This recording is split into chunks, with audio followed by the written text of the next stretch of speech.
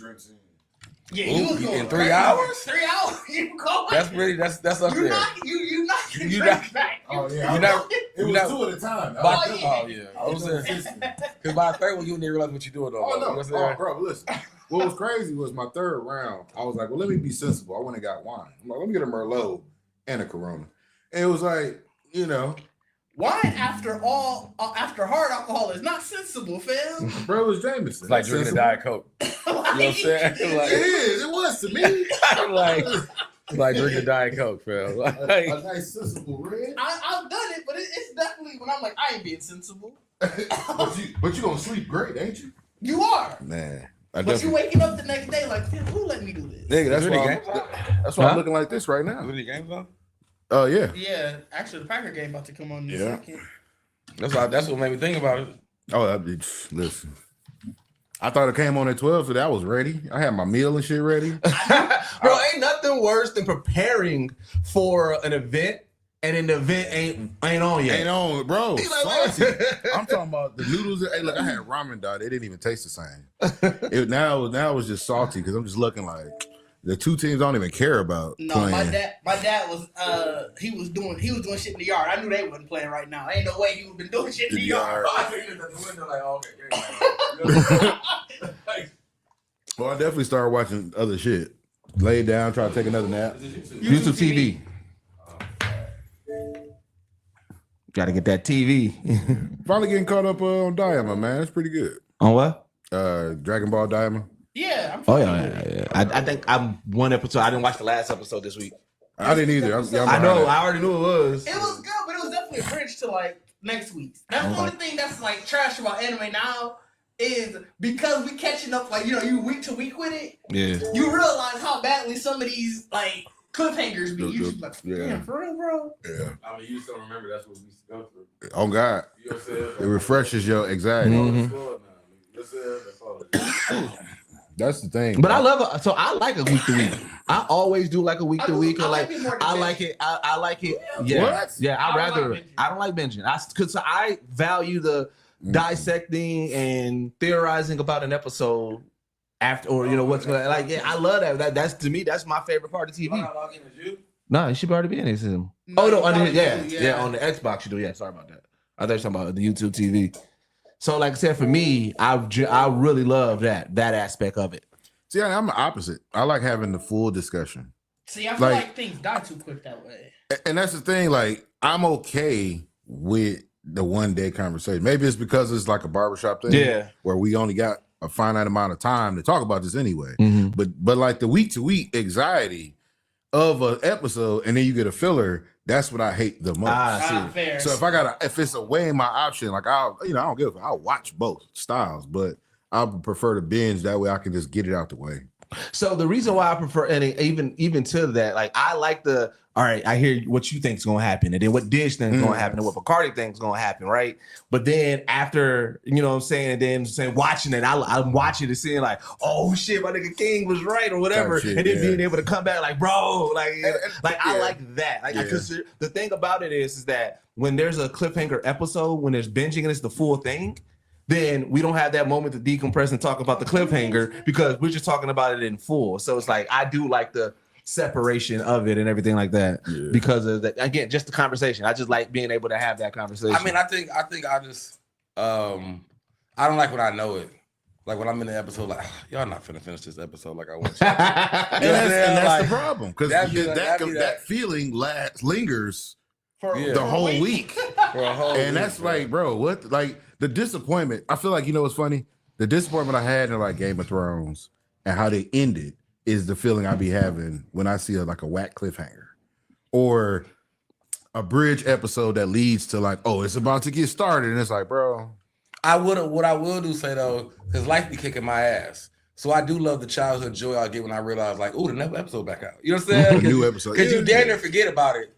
Cause life kicking your ass, you know what I'm saying? Like, you know what I'm saying? So it's like I feel like that's just pure back in joy mode. Like, there you go. We really do need to get that soundbite.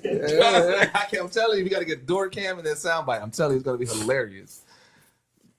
Since you came in mid conversation, what do you prefer, binging or week to week? So to kind of give you some context real quick. I said I like week to week because I do like the conversations about episodes, you know, in between talking about theorizing, talking about what's going to happen, and then watching the next episode, knowing like what everybody thought, and then trying to see who's going to be right and having that conversation again. But Gardy said, you know, he does like a little bit of the, you know, with the world getting to you, and then you forget like, oh shit, a new episode came out. King and Didge is more so binging. I am not. No, I thought you each said episode. I'm the King is only. the only one that's gonna do it. I thought there was two. What I will take away from too is the only way week to week works for me is if I got like 6 shows this week to week.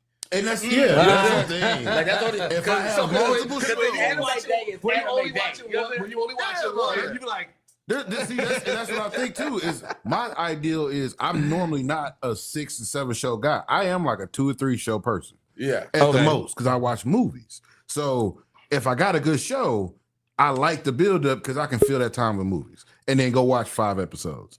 Right. Oh yeah, get caught up, have good conversation. Oh, how many more episodes? It's supposed to be at least 12.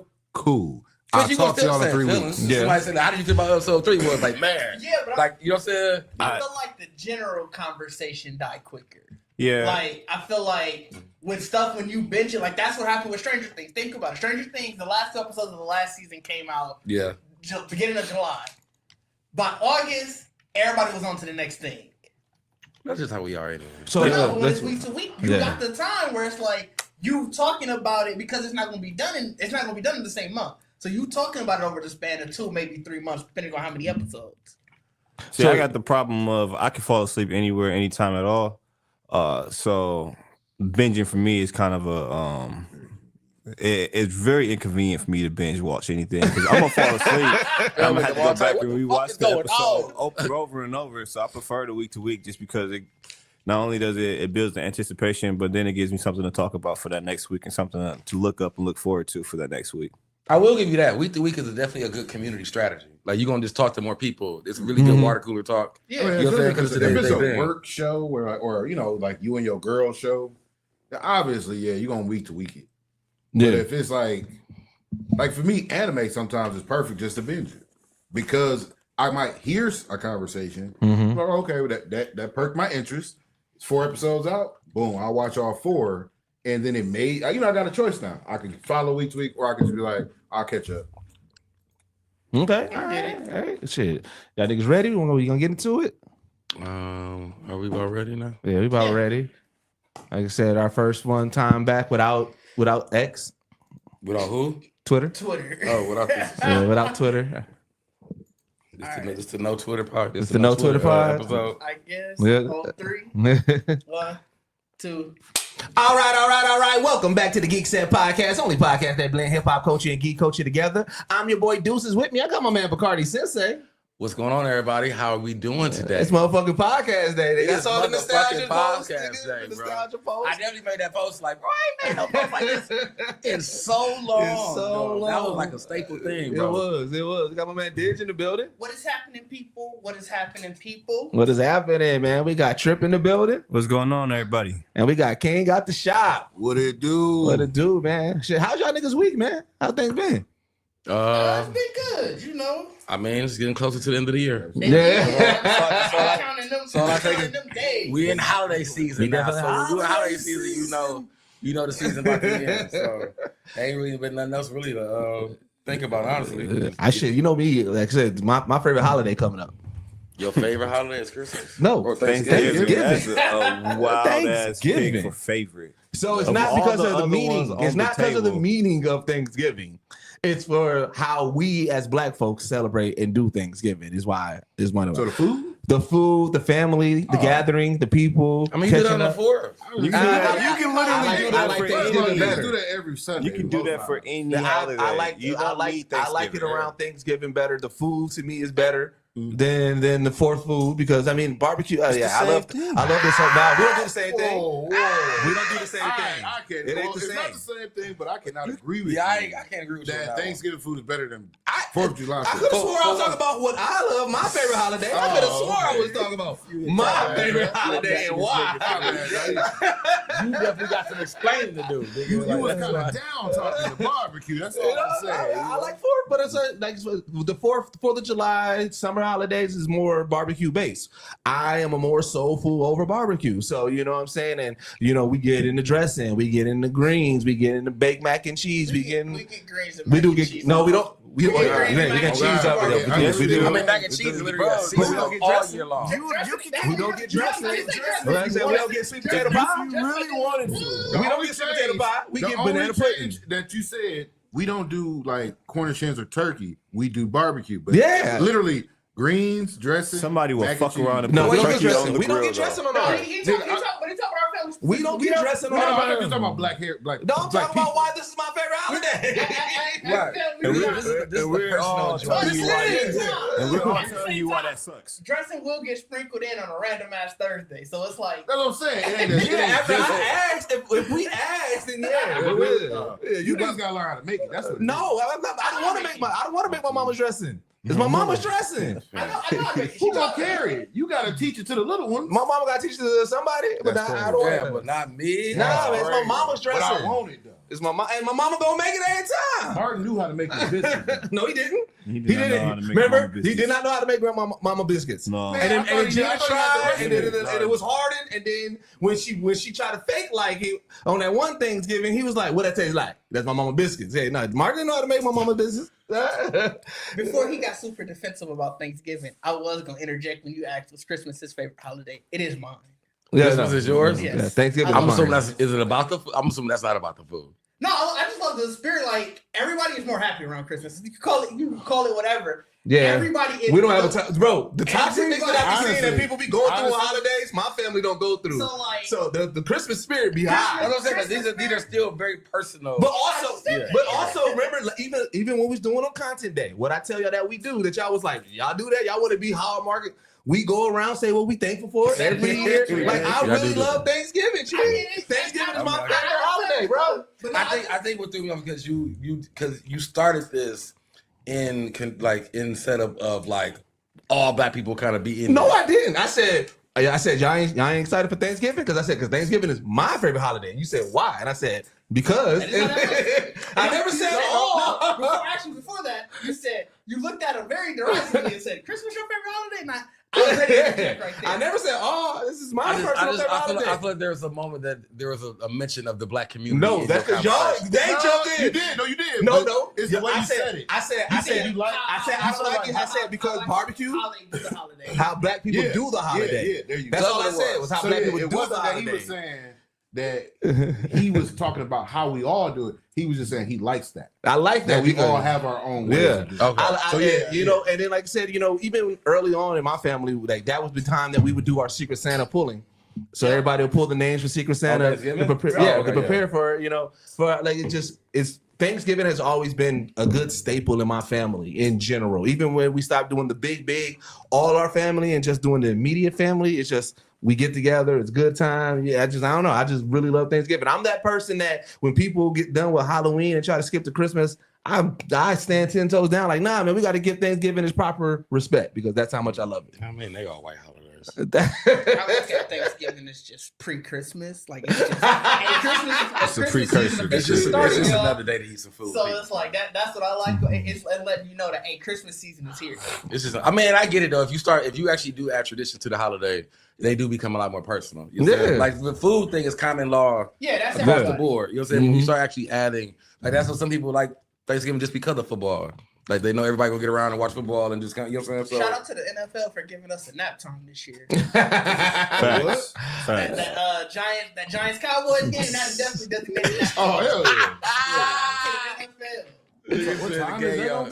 What time Like 3, that's what Good, it is. perfect. It's right after Right, you eat. right Right. It's got a after movie on. You gotta play that. I think Shit. the Packers Dolphins got the night game. Yeah. Ooh, that's gonna be Oh, fun. do they? Yeah. I have my 20-year anniversary high school reunion I didn't even realize until I Yeah. started sitting on your this Facebook. year, I was like, oh, okay. this weekend. It was really dope. I mean, so one, Friday we did the walk through the school. You know, my kids go to that school, so I didn't really need that, but it was really dope. I just went just for the vibes because I knew there were a lot of people that came that had haven't been in the school in a while since. So Novak, for those, you know, I went to Brown Deer High School, and Novak went to the league. So after he retired, he went and he bought, pretty much redid the whole gym, the whole track house, and everything like that. So it's this whole big expansion on the high school at Brown Deer since. So a lot of people who graduated have not seen that yet. They haven't seen the Novak field house. Yeah, they haven't seen the Novak field house, and plus all the other stuff. Like our high school was our high school, because Brown Deer used to have a high school, they used to have a middle school and an elementary. They shut down the elementary, they merged the elementary with the middle school up to a certain to fifth grade. And then they merged the middle school and the high school. So the way they got it split up now too is it's funny because where our area was at in our high school, where where all the fights used to happen, or we used to just lounge at, is now the middle school. I mean the middle school area, because they built and expanded over there. So it was just funny going through the hallways with everybody. Oh yeah, and they saying, "Dog, remember this fight?" Like, wait a minute, what is this here now? It's like. Because I was like, remember this fight is crazy. Oh, everybody remember the fights in high school. Being the person though everybody who lost that fight. Yeah. And you walking by, so, hey, remember when Darnell got his ass kicked? I'm Darnell. None of the problematic people came, bro. None of the problematic. Yesterday we was at was it Cafe Y'all Central? Y'all did look safe. I wouldn't say that. Yeah. Oh, Brown Deer. It's Brown Deer, bro. Safe. It's Brown Deer. Safe picture. Yeah. Then we went to Cafe Central yesterday down the way. Central. It's definitely Central. You must have got corrected there. You know what I'm saying? Like, it got two A's in it. That's why. I don't know. It's so weird. It's like German. I think it's It's Bavarian or German. But you know the funniest thing about it. So yesterday when I did the tour, so you know me and Streets, that's my cousin, right? So and me and Streets was pretty much damn near connected at the hip. So everybody, is Streets coming through? Street? I'm like, bro, I told him. He said he don't got to see the school again, so he was coming, right? Streets too big for this shit. No. He said he had to see the school. So then yesterday at Cafe Day, bro, was like, oh, you know, I showed up. They're like, where Streets at? He ain't showing up. I'm like, listen, I gave him the info, and then he popped up. I was like, damn, finally. So now y'all can get off my motherfucking back about this shit. But it was really dope just to see everybody, you know what I'm saying, just kind of have those moments of just reminiscing. And it's like, it's funny how certain people just didn't change. Like, you know what I'm saying? When you see them again, like when you see them again, certain people didn't change. Like this was one cat that like what was the McLovin? He pretty much is McLovin. He pretty much was like he literally was McLovin in every sense of the word of McLovin. His name is Jason Markey, and you out here. No, he owns this. This is not like I'm talking about y'all call him back. McLovin. Like, yeah. Well, now we talked about it. He was, at that time it was McLovin was there, but like, bro, he was a waiver. He was fully in it, came in, and like it was hilarious. And it was, I mean, you know, good drinks, good vibes, and I was just like, damn, like that 20 years went by fast as a bitch. No, I only went to one high school reunion before, but I mean, even just I've been to like my old elementary school. It's just really crazy when you realize when you really grown. Like the lockers are so small, everything, like just walking, like you remember being like, oh, I remember looking like up to this. Yeah, when I went to my elementary school, and that one was weird. It was weird. Because I was like, I went to go to my year for elementary, so I went to that reunion and just looking like. Y'all cold because y'all had a elementary reunion. That's crazy. Yeah, that is cold. Yeah, man. My elementary school tried to put one together, but then like 2 people out of the class like had tragedy and passed away. And then it just dissolved. Niggas don't want to go. They must have been the head. They don't want to fuck with this spirit. Because this what I realized being a part of the group, right? So I was in the like I got wind of this probably like I want to say maybe June, right? So I went to the reunion happening mad late. And I'm looking at the group, I'm like, ain't shit cracking. Now, y'all know how I get down. So I'm like, all right, what y'all niggas been up to? You know what I'm saying? Hey, let's post some pictures. Everybody post pictures. So now the group's getting live, active, right? Okay. So then yesterday, the main lady that put it on, she was telling me, she was like, I'm so glad you came in there. She's like, you made more people want to come and everything. And I was like, yeah, so you like, it really, like, if you don't have people active in the committee or the group or putting it on, I saw that shit dissolves. Yeah, I saw that in that group picture. Like Rudy put all this shit together. You know what I'm saying? Like you can see by the smiles on their face. Rudy should have been in the middle. They should have really been around Rudy. You know what I'm saying? Like, but I saw it in their faces and in yours. Like he happy that he got all this together. You know what I'm saying? Like, once I'm in, right? So when it was because what it was is some chick came into the shop and she was like, "Yeah, we doing the reunion." I was like, "Oh shit!" That's how you found out about it? That's how I found out about it. So then she was like, "Join the group." I'm like, "All right." So I joined the group. And then since then, I'm just like, well, all right, what y'all been up to? Post some old photos. All right, let's tag some stuff. And so, you know what I'm saying? Even during the tour, people forgot about certain things. So when we was in high school, they had all the school class photos posted up. It went 2002, 2003, and then it went 2005. And then as the years, and I remember asking principal, I said, "Hey, what happened to the 2004?" So prior to them posting up all the pictures in the on the wall, they had put our whole class into the auditorium, and they told us that we was the worst class to ever be in Brown Deer. And so y'all still hold that title? Apparently, I don't know, but the new principal, when I asked her about it during the tour, this is my first time talking to the new principal. I said, "Hey, did y'all ever find the class of 2004's picture?" And she said, "You know what? That was one of my biggest questions when I first got here." She said, "We have all the photos, but 2004 is missing." I said, "So y'all," she was like, they won't tell me where it's at." So I was like, somebody was that pissed at us that they was like, "Nigga, fuck this." that is really, though, that is crazy. That is Y'all got wiped from the history books. Like, that is bananas, bro. I've never heard of it. Like, that's like, it's 2024, bro. 20 years later, y'all don't exist. Like, it's like niggas have been going to this school forever. Like, where the 2004 picture at? You know what I'm saying? Like, y'all are really like that's like a Brown Deer mystery for real. But here's why, this is what I realized. Like, I would do a class project every year. It should be one kid every year. Let's try to figure this out. So, you know, we at the reunion, somebody bought the full photo, right? So you have the regular photo, but what I noticed and what they did was, in all of them, they do the fun photo, right? So EMP was birthed in Brown Deer, right? Right. That was the birth of it. And so it's funny. So they have everybody sit in the year 03, 04. The whole top part is where all the black folks is at.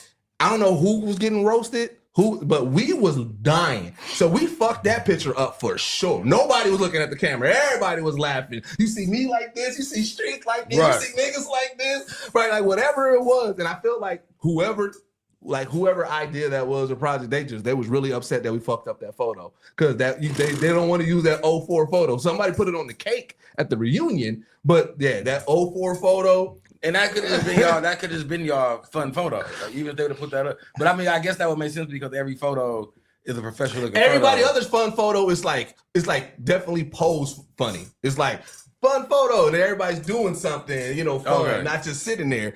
Ours is literally laughing at somebody getting real. So it's just like I just feel like somebody got really pissed off at us about that. Somebody and stood on it. It stood on it. That's real standard. Oh man, shit. But what y'all do, man? Since Hold on, I do. I mean, it's gonna be my recommendation for the podcast anyway. But has any of you niggas watched Zombieverse on Netflix? No, but somebody literally told me about this, Bro. Somebody That's only because the second season drops. It's popping back on everybody's radar. I just started watching this, and I want to do this so fucking bad. You know what I'm saying? Mm-hmm. What is it? It's literally like, you know how we got like the MTV Road Rules Challenge, all those kind of things. Mm-hmm. It's a Korean show, reality show in a zombie apocalypse.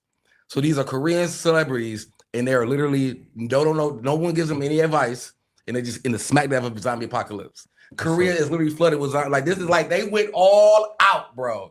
And it was so great because it's like, as much as we talk about zombie shit, this is literally all you need to watch is this. Like, all you need to watch is this. Like, the shit that they was like, bro, dog, like. So, like, wait a minute. So they got like, is it like, what's the one show that I'm thinking of? Where they trapped in the apartment complex and they during the zombie apocalypse, and if you get bit, you start to mutate. You thinking of Sweet Tooth. Or Sweet something. Oh, no, that's not what I thought you was talking about. I mean, but you think you're talking about the movie where the whole movie takes place in two people they in the apartment. Oh no, that's that foreign movie, right? It's Korean. Korean. Oh, Yeah. no, It's a Korean series too, though, I thought. Yeah, No. Sweet Tooth. I think it's think it is a Korean. I know Netflix licensed it or whatever. This is no Zombie versus this is no movie. This This is is not a no movie. TV show. This is reality TV. Yeah. No, I'm saying, No, he was is saying it it's set up like like that? Like, are you in an apartment? Or? No, they are literally going through the city. Yeah. So that's what makes So it they crazy. outside. But it's Yeah. funny. It's weird because, like I said, so it's Korean, so it's dubbed.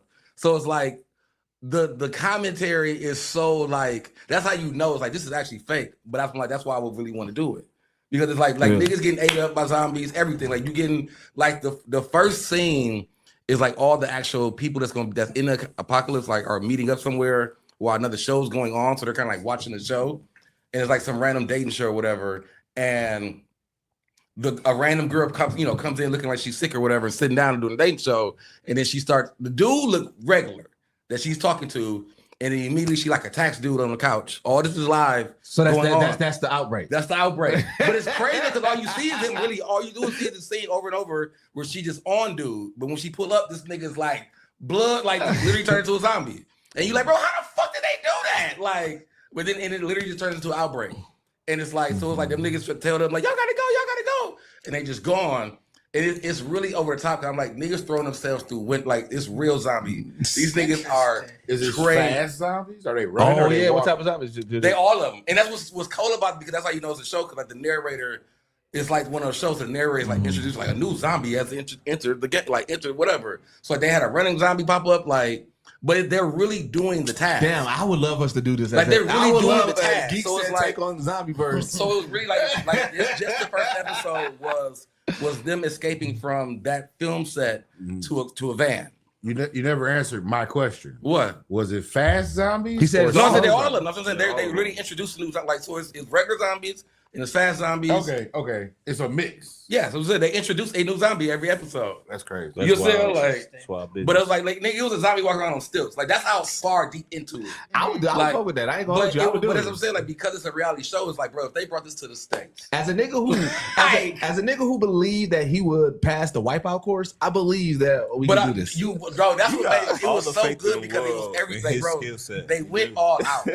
You got the most amazing skill set in the world. That's bro. At least when it comes to his face, Car crashes, bro. Whether or not the skill set is actually there against Like, the and that was so good. Ability, though. I'm with it, bro. It's a mindset. But that's always weird. I feel I can do it. In my mind, I feel like that's transferable skills. But it's like what's cool about it is like I said, because really like I said, they're all just celebrities. So they all like in Korea are real actual celebrities. Okay. You know what I'm saying? But they signed up. But there's no script. It's like, nigga, we finna just throw you in this shit and it happens. You know what I'm saying? So they keep getting to different areas. Like I said, so you get from the escape, then they get to a gas station. They like, we running out of that. It's set up for you. Like it's still set up, so you know it's still like scripted in some way.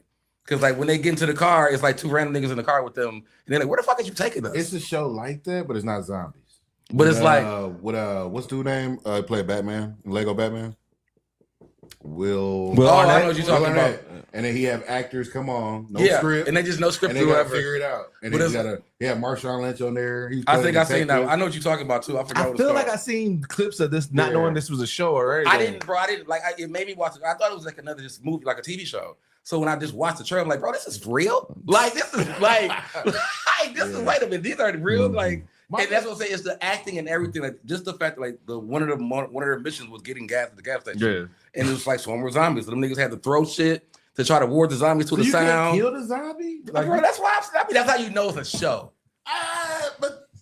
But when I knew it was real, But I mean, like, should What's you have that? like a paintball gun? Yeah, I'm or- saying, what's that? No, They there's don't have no elimination of the zombies? there's no. You I just mean, gotta you can survive kind of it. like push them back and kind of keep them away from you. But there's So there's no eliminating a zombie. No, the Okay. only thing that happens is you get turned to a zombie. Okay. Like you can actually get turned to a That's zombie. tougher. So it's like, yeah. That's So like, because they all I so mean, every I so mean, every look, stop, You ain't here for the flag zombie apocalypse? like so 'cause every stop I mean, is really like a mission. They got That's what it is. That's like a very passive zombie. It's flag apocalypse. zombie apocalypse. Yeah. No real contact. So it's like, bro, no, it's real like No, I'm talking that's about what I'm saying, that. like, but that's what I'm saying. This is what's so cool. I'm like, bro, these niggas are really great. Like, it's like that. Like, I knew it was real because it's a black dude in the show.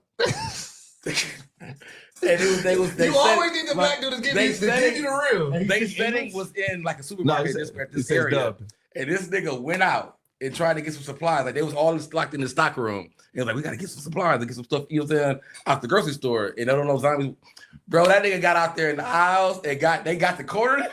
That nigga dog one nigga, it was only one zombie that was on his ass, bro. And he just kept, even the camera, like how they popped the bottles on the thing, he was like, he done hit this motherfucker like that. Wait, so do the zombies act like the zombies though? Like, do they act like so if I'm going in a room, if I make noise, will they make noise, or is it like because like I feel like if you was a zombie and I was a person, you would have the wherewithal like, all right, I'm gonna try to get deuces. So, like, are zombies thinking like that, or are they acting like? No, they're acting like really like shuffling. So it's really like it's so like even like one of the scenes like they niggas was getting supplies and the box dropped, like everything fell out of the box, and you couldn't tell. I feel like it was a stage. Like those are probably the actual actors that were part of the show, because when they staged it, it made more zombies coming to the supermarket than they got ate. So then they eventually got up there and started walking around. See, I like that because then you have the potential like, okay, we got zombies on deck. However, if you are able to get through this without making a noise, then we ain't gonna see. Yeah, and that's really what it's like. It's every aspect of the zombie. I'm with that shit. So that's what I'm saying. It was real because this nigga was ducking the zombie nigga so hard he bent the corner and busted his shit face on the ground and got the foot back up and come on. I was like, bro, this ain't real. Like, you hurt yourself, dog. That adrenaline, bro. So wait, is there he got back to the dressing room. Fucked up. Is there like a winner get something? You don't know what's going on because I don't think there's a winner. I don't know what it is. It's just like probably time. The show just started because niggas do die. Like one person died so far in the group. Like, I get that. You know too many details. I'm only because it's just really watching. You know me, I love anything zombie. I watch Z-list to A-list zombie shit. So many details. Let the people figure it out. I have just fell in love with the show so much. And I really wish to bring. If it came to the States, it wouldn't work because it'd be a whole lot of niggas, a whole lot of cuss words. Like you would have to dub the American version just to make it clean. You know what I'm saying? Like, because there'd be too much going on. But they definitely went all out. So, Didge, I know you've been throwing out your animations, man. I've been seeing your unreal shit, been going crazy. That's pretty much all I've been doing the past couple of weeks is trying to get through this course, get this animation finished. So, I've been trying to document as I'm going through, and I just throw out, all right, I'm tired for the night. Here's something I did. That Stormtrooper one was fire. How long is the course? The guy claimed you could do it in a week, but I feel like it was like 12, 15 hours, and I'm not trying to sit there for 12, 15 hours in a week. So you breaking it down? I've been breaking it down, doing a little bit here and there, and then I deviated from the course some because like some of the stuff I already knew, some of the stuff I didn't like how his choices was. Like, no disrespect to him as like the creator, but I was like, I don't like how that looked. I'm gonna do something different. I mean, that's the point. That's the point. Put your own artistic spin on you take the knowledge and you flex it your own way. So that's what I've been doing. I wanted to have it done today, but I didn't do anything yesterday. I got slapped and I was just watching football all day. So you said I know you said you've been leaving the story, but you're actually documenting it too? Yeah, so like I've been writing like the stuff like recording some of the stuff how I've been doing all the stuff. Okay. And then mostly I wanted it to be out to like the social media posts. That's why I've been trying to post more on both Threads and Blue Sky. I keep forgetting about Instagram.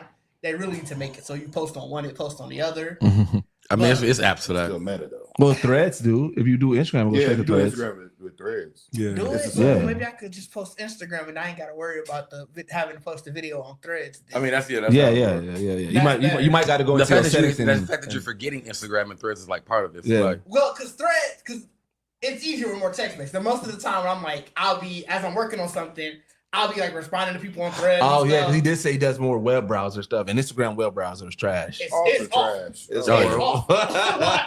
Instagram is true. Trip, man, what you been up to, man? Nothing much, really, man. Just I've been spending my time going through a bunch of our old content, trying to pick out clips to. Yeah, I've been seeing that. You've been throwing mad nostalgia shit in the group chat. Yeah. Trying to put some stuff together for a review show for us.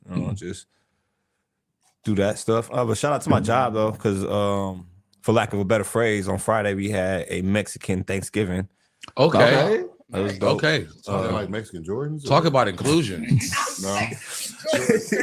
I mean, damn Jordan's near. Thanksgiving, so this is Yeah, Mexican damn near. Thanksgiving, I mean, so damn near. Thanksgiving. Because we had some of the ladies went out and cooked enchiladas right outside in the employee sitting area, cooked enchiladas, chiquitos. Damn, y'all, taquitos. that means that it was smelling good as fuck in Man. that bed. Man. It was smelling amazing in that Productivity was motherfucker. trash that day. Productivity was definitely not. hanging out over there. I mean, we off for the whole next week, so I don't really care what productivity. Oh, is. And then in the morning they made breakfast for everybody, so it was pretty dope. It was a dope day. Damn. In the morning, y'all made breakfast. It was overnight thing. What the hell? Hold up, I'm lost here. No, so The early shit. no, so first thing in the morning when I get there, they're making waffles and pancakes for everybody. Okay. Quality is making waffles and pancakes. Just the whole building smelled like waffles and pancakes. And then they walk around and they handed out waffles and pancakes. And then at lunch, we had already had it planned out for a potluck or a little Thanksgiving dinner. So they went out at like 10:40 and started cooking up enchiladas and taquitos and fried tacos. So y'all really ate good. Okay. Yeah. That's what. Okay. But then I got lied to because I had never had pumpkin pie before in my life, right? And the way they described it, I was like, I am a sweet potato pie family. I come from a sweet potato pie family. He about to build his Kev on stage shit? Because pumpkin pie is the greatest. What? They were like, whoa, it's whoa, not. whoa, It is not. The greatest. It is The not. greatest. They Whoa. told me Whoa. there was no difference between sweet potato pie and pumpkin pie. There's a difference. I was so upset when I had that pumpkin pie. I was like, this ain't my grandma's sweet potato pie. This Like, ain't. they're really Pumpkin pie not, is sweet. to me, they really don't taste that big of a difference. Nah, y'all It's bugging. sweeter. Y'all- That's it. Y'all bugging. It's a little bit I don't more know, man. of a nutmeggish taste in pumpkin pie. But that's I just don't know. the seasoning you add That's to it. it. Yeah. I don't Like know, you man. can literally My- make a pumpkin pie taste like a sweet potato You pie. can. You know what I'm saying? the sweet potato pie that my grandma makes, I ain't never had another sweet potato pie that tastes like that. And I think it's because of her orange zest that she put in there. I mean, yeah, I mean, that was the twist. That was the twist. Yeah. So, So I mean, you pumpkin pie over I sweet mean, potato I pie? eat whatever, fam. Hey, yo. Put it in front of me, I'm eating it.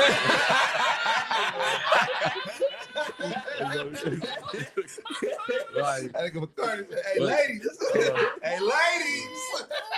I might do the Rick Ross. Like, I'm eating. You put it in front of me. Ross is by far one of the funniest people that's not intentionally trying to be funny. That's just one of my favorite. Him and when he was cooking and eating and hit the little thing on the fork. Those two scenes are the funniest things that Bro, Ross ever did. people forget. Shout out to the pears. Shout out to I've been eating pears. Shout out And pears. the walnut scene. How did they get the milk out of the walnut? Like, Hey, bro, he was what on are an you doing, episode of AEW Dynamite. You said what? He was on an episode of AEW Dynamite. Just Was it? accusations, false Accusations. accusations. All right. Ross is definitely going to be. Ross was dropping stuff. I'm like, I ain't even like, Bro, I ain't know Ross no. even been outside. No, what it is Ross is doing what Snoop is like. What usually what's like artists do when they are retired and just do anything. Man, they Ross is doing that now while he's still active. Side quest. You're like, why? Like, But why he he's ain't active? as active as he was. That's all. Yeah. You can't. You No, can't no, even- but- you can't call Snoop dropping. I think before the end of We the year. can't. He already dropped. We I can't thought it talk already about. No, Q after the Snoop didn't No, drop- the Snoop and Snoop Trey. dropped out the he dropped like a teaser. But we can't count Okay, this. so This was like a. No, you can't. It was a surprise. Snoop and Dre, bro. We can't count that as You're not active. retired. We You're not can't count retired no more. You watch this dropping. We can't count that. We can't count that as active. You're not retired no more. You're not. If you drop it still, you're not retired. You back. But you know what? Here's why I'm excited about the Snoop and Dre album, and it's something that Kendrick made me realize. A time skip in anime is true because you realize like since when Kendrick took his hiatus and he came back, this nigga been on a tear. He literally went through a time skip. Snoop been doing all these side missions, and his time skip between him and Dre coming back. I know this album about to be fire, bro. I'm excited for it. I mean, it was like time skips is real. Is for real, It bro. was in the work. I mean, once the nigga Time bought, skips confirmed. I feel like once he Low-key. had bought, was everybody knew he bought Death Row. But okay, Yeah, he about to get Snoop back. don't have a He bad about to get album. back to Dre. You know what I'm saying? I think but Snoop said this in interviews a while ago. Feeling the Snoop Lion album like that. It was only a couple. Hey, yo. Hey, that was just different shit. That was different. And you gotta still That was appreciate Side Quest it. album. That was a side quest that's a album. side quest album. And he, like I said, And he still had It hits was. on I it. said there was some true. There was but some on it, you we're gotta talking think overall. Snoop for a while didn't own none of his music. Yeah. So the Fair. music he made was like you say, side quest music. Yeah. Hey man, whatever. I'm just doing this to be doing it. Yeah. But the fact that he's fully now got all his shit, he gonna be able to create from scratch, and Yeah. you're gonna be able to use Death Row beats and sounds that you didn't have access to before and shit, like that Master P was trying to fight to get you, bro. You're gonna be straight. Yeah. So Yeah.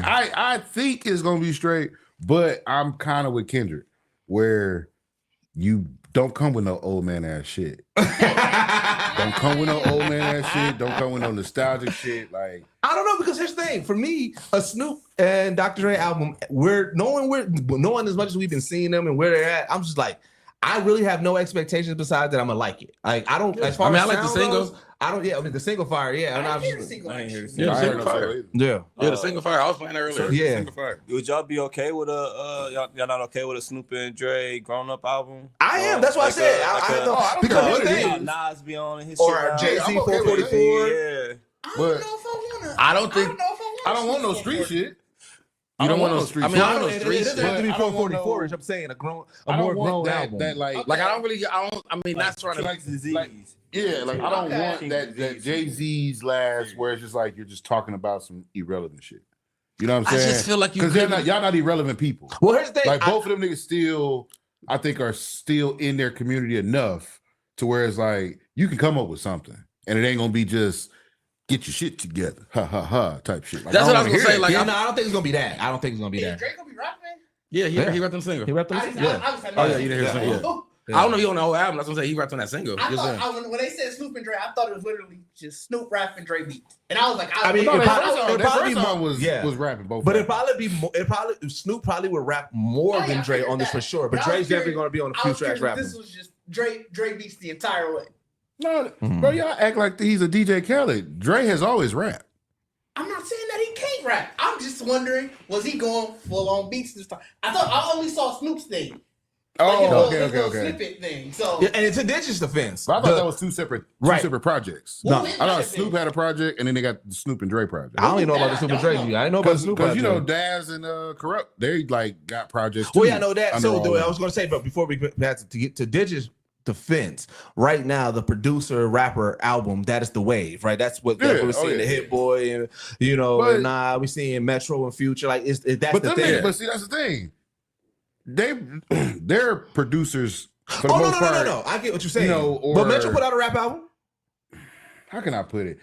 So You could like big timers is like game spitting, right? They're not rappers, but they can get on the mic and come up with some shit to make a song. Oh yeah, that's what I said. I'm not saying Drake can't. I'm just saying because like Khaled, right? Khaled don't rap. He talk over the record. Yeah. So that's his verse. Yeah. Oh no, see, but I didn't even think. I wasn't even thinking strictly like that. I was thinking, like you said, like how Nas and Hit Boy is. Yeah. Like, But I'm thinking like how the Chronic, right? It's all Dre with features. Oh yeah. So I don't know if I've ever heard of Dre. Well, maybe unless it's like because he's the producer of Eminem. Oh yeah. Shit. But I don't think of it like, oh, that's a Dre and Eminem record. That's, So Eminem that's record. the thing with He's Dre. just using Dre beats. With Dre and Snoop, they have the capability of doing both. Right. Because if they would have just did just Dre beat the Snoop and called it Dre and Snoop, that makes sense. Then ain't nobody gonna question it. Like that's not Dre. to be honest, in the snippet thing, to your point of it being two projects, in the snippet thing that Snoop said, it said Snoop project coming soon. Yeah, that's what I'm So saying. that's why when everybody said saying Dre and Snoop, I was like, okay, Dre attached to all the beats. I mean, that's Well, what I mean. I just heard the Snoop project was coming out, but I didn't hear about. This is the first I'm hearing of Dre anything like when I heard. Oh, this is your first I heard. I mean, the yeah. Snoop project. I just heard like because they had I think like footage of him in the studio or something like that. I mean, that's what like they've been on a tour together. That's Yeah. what like, but I mean, all I looked at it the same way. I thought it was just a Dre produced album. Because I mean, that's the same thing as them getting back together. Right. Like, Dre, you know That's what all I'm that saying? makes So I sense. mean, but I mean, just as much as I mean, they've done a song. They, you know what I'm saying? So Right. it's like, Yeah. so I would But Dre, assume, like, so I would Dre's still assume they're Aftermath, single, right? huh? He's still Aftermath, right? Well, Aftermath is his. Yeah, Yeah, I'm talking about. It's Yeah. still his everything. So that's why I'm like, I don't know. I don't know. That's why I don't think I would have looked at it like that because I know Snoop big right now on the whole Death Row. Yeah, I mean, that's why I said I So- figure it's a Death Row Aftermath So collab. this is a Death Row Aftermath collab. collab. Yeah, that's what I'm saying. Okay, there you go. That's what I figured it would have been. But it's I mean, separate from But- his project. He got his own project too, right? No, this is it. Yeah, So, that is- okay. Missionary is it. So it's following the Snoop. So that's why I see where the confusion lies. 'Cause It is a Snoop and Dr. Dre album, but it's It's following called like the Missionary. doggy style No, missionary. like- So I now it leads me to believe that it was solely a Snoop album, and then Snoop said, "No, fuck that, we doing Snoop Gonna and do it Dre together, yeah. and stuff like that." And But I then mean, Dre that would be started- that. and Dre I mean, started dropping bars on a couple of it. He's like, "Fuck it, let's go." I mean, that's what I'm saying. Like, Like, then I see it. Yeah. but I mean, that's what I'm saying. Like, Doggy Style isn't Dre on the verse on Dog. Like I said, didn't Dre rap? I thought he rapped on it. That's what I'm Dre saying. rapped on every So, project. yeah, that's what I'm saying. So I figured it's no different. Like the fact that I it is think that Doggy Style. it's just this is being called missionary. Stupid Dre. Yeah, It sound. now people Oh, are yeah, they specifically put it saying together. like it's Yeah. both. It's where a Stupid like, Dre album. Yeah. I just took that as all right. Yeah, you're producing. Yeah, Whatever. that's how I looked at it. What about my life? Yeah. But the one thing that I've been liking, and that's why I'm also here for the Stupid Dre album, is and you know what I'm saying, shout out to the quote unquote big three right now, because when Drake put out the 100 gigs, that was more of an insight on why Drake was Drake, right? You got to see behind the scene footage and stuff like that. To me, like outside of the music, that was the more interesting part of it. And then Cole got his audio series going through all his stuff, so he's getting that nostalgia and everything. And even what Dot did on the Heart Part 6, which like really telling the story about TDE. I'm loving this era of rappers reminding us, Introspective yeah, rap. because even Swiss was putting out behind the scene footage of Meek rapping back early Meek, and it's just like, yo, right now, yeah, shit is mad divided. It's definitely civil war in hip hop, but let's not forget the greatness that all of these artists are. So, you know, say even with the Snoop and Dre, to me, this is going to be a thing of like, yeah, remember this is Snoop and Dre we talking about. You know what I'm saying? And so it's like I'm you know, you guys know I love documentaries and shit like that and documentation. So like I've been consuming all of this stuff, nostalgia. You know, Cole put out his the first mixtape, you know what I'm saying, on YouTube. Second, wasn't it? Oh yeah, second. Warm up on streaming. Yeah, just warm up on streaming and shit like that. So it's just like, I don't know. For me, this is the hip hop I love. Like being able to see that and shit like that. I mean, I feel like everybody's just doing what they want to do, like doing what they. I mean, that's what I'm saying. Everybody at their place now doing really what they want to do. Yeah. Did you listen to Cube album? Not yet. Yeah, I haven't listened to Cube album yet. I haven't either. I feel like I don't know how I feel about it because I mean, Cube has been. Cube, I love Cube to death, but I love old Cube. Yeah, I didn't. You know what I'm saying? I didn't rock with the last one. Like ever since he. The one that just came out? No, not The one before that. The one before this one. Yeah, the one before that I tried it. It was. He turned into a different what up, person. Snacks? What up, High Cop? What's going on, Snacks? He turned to a different person after Dub C and all that. Yeah. Like when they really was that group, I love him to death. That was though, a golden era, I feel like, of Cube. Like of West Coast music in general. 19 songs, God. Cube? Yeah. You got shit to say? Yeah, you do. Hey, that Killer Mike album, Cole. Yeah, Killer Mike album actually dope. I fuck with Killer. You talking about my West Force? That's the one you wasn't rocking with? The one with him, Snoop. Who else was The on? one, no. That was Too Short? No, It was, no. Was it Too Short it too? was I his, can't. it was his last solo album. It was him, Snoop, Too Short, and I think It was his last. His last solo. that was a group. Yeah. Yeah, that was his group album. Though. That actually wasn't bad, but I only heard a single, a couple songs I off ain't- that. I ain't Oh, listen to that. everything's. I definitely remember this. I think that's the that song where he. was- it was- I think when he had that it was real political political. song in there, he had a political song. I think on that album. Yeah, The that second whole song is album called was "Rest the political. President." Yeah. Where does West Coast music, like if we had to split it up in the four coasts, Midwest, East Coast, down South, West Coast, where does West Coast music fall for y'all in y'all? In like the rank of 1 to 4. Yeah, in a rank of 1 through 4 in genres. From here to now. So yeah, y'all just in got- general, I have a- all time. I have a very controversial feeling about this. we probably in the same boat. And it maybe not. Being that I was like born there, kind of segregated, but then given all like that's really what my brothers and people was listening to growing up. The DJ Quicks, Razzcast, all of them cats out there, Cube, Easy.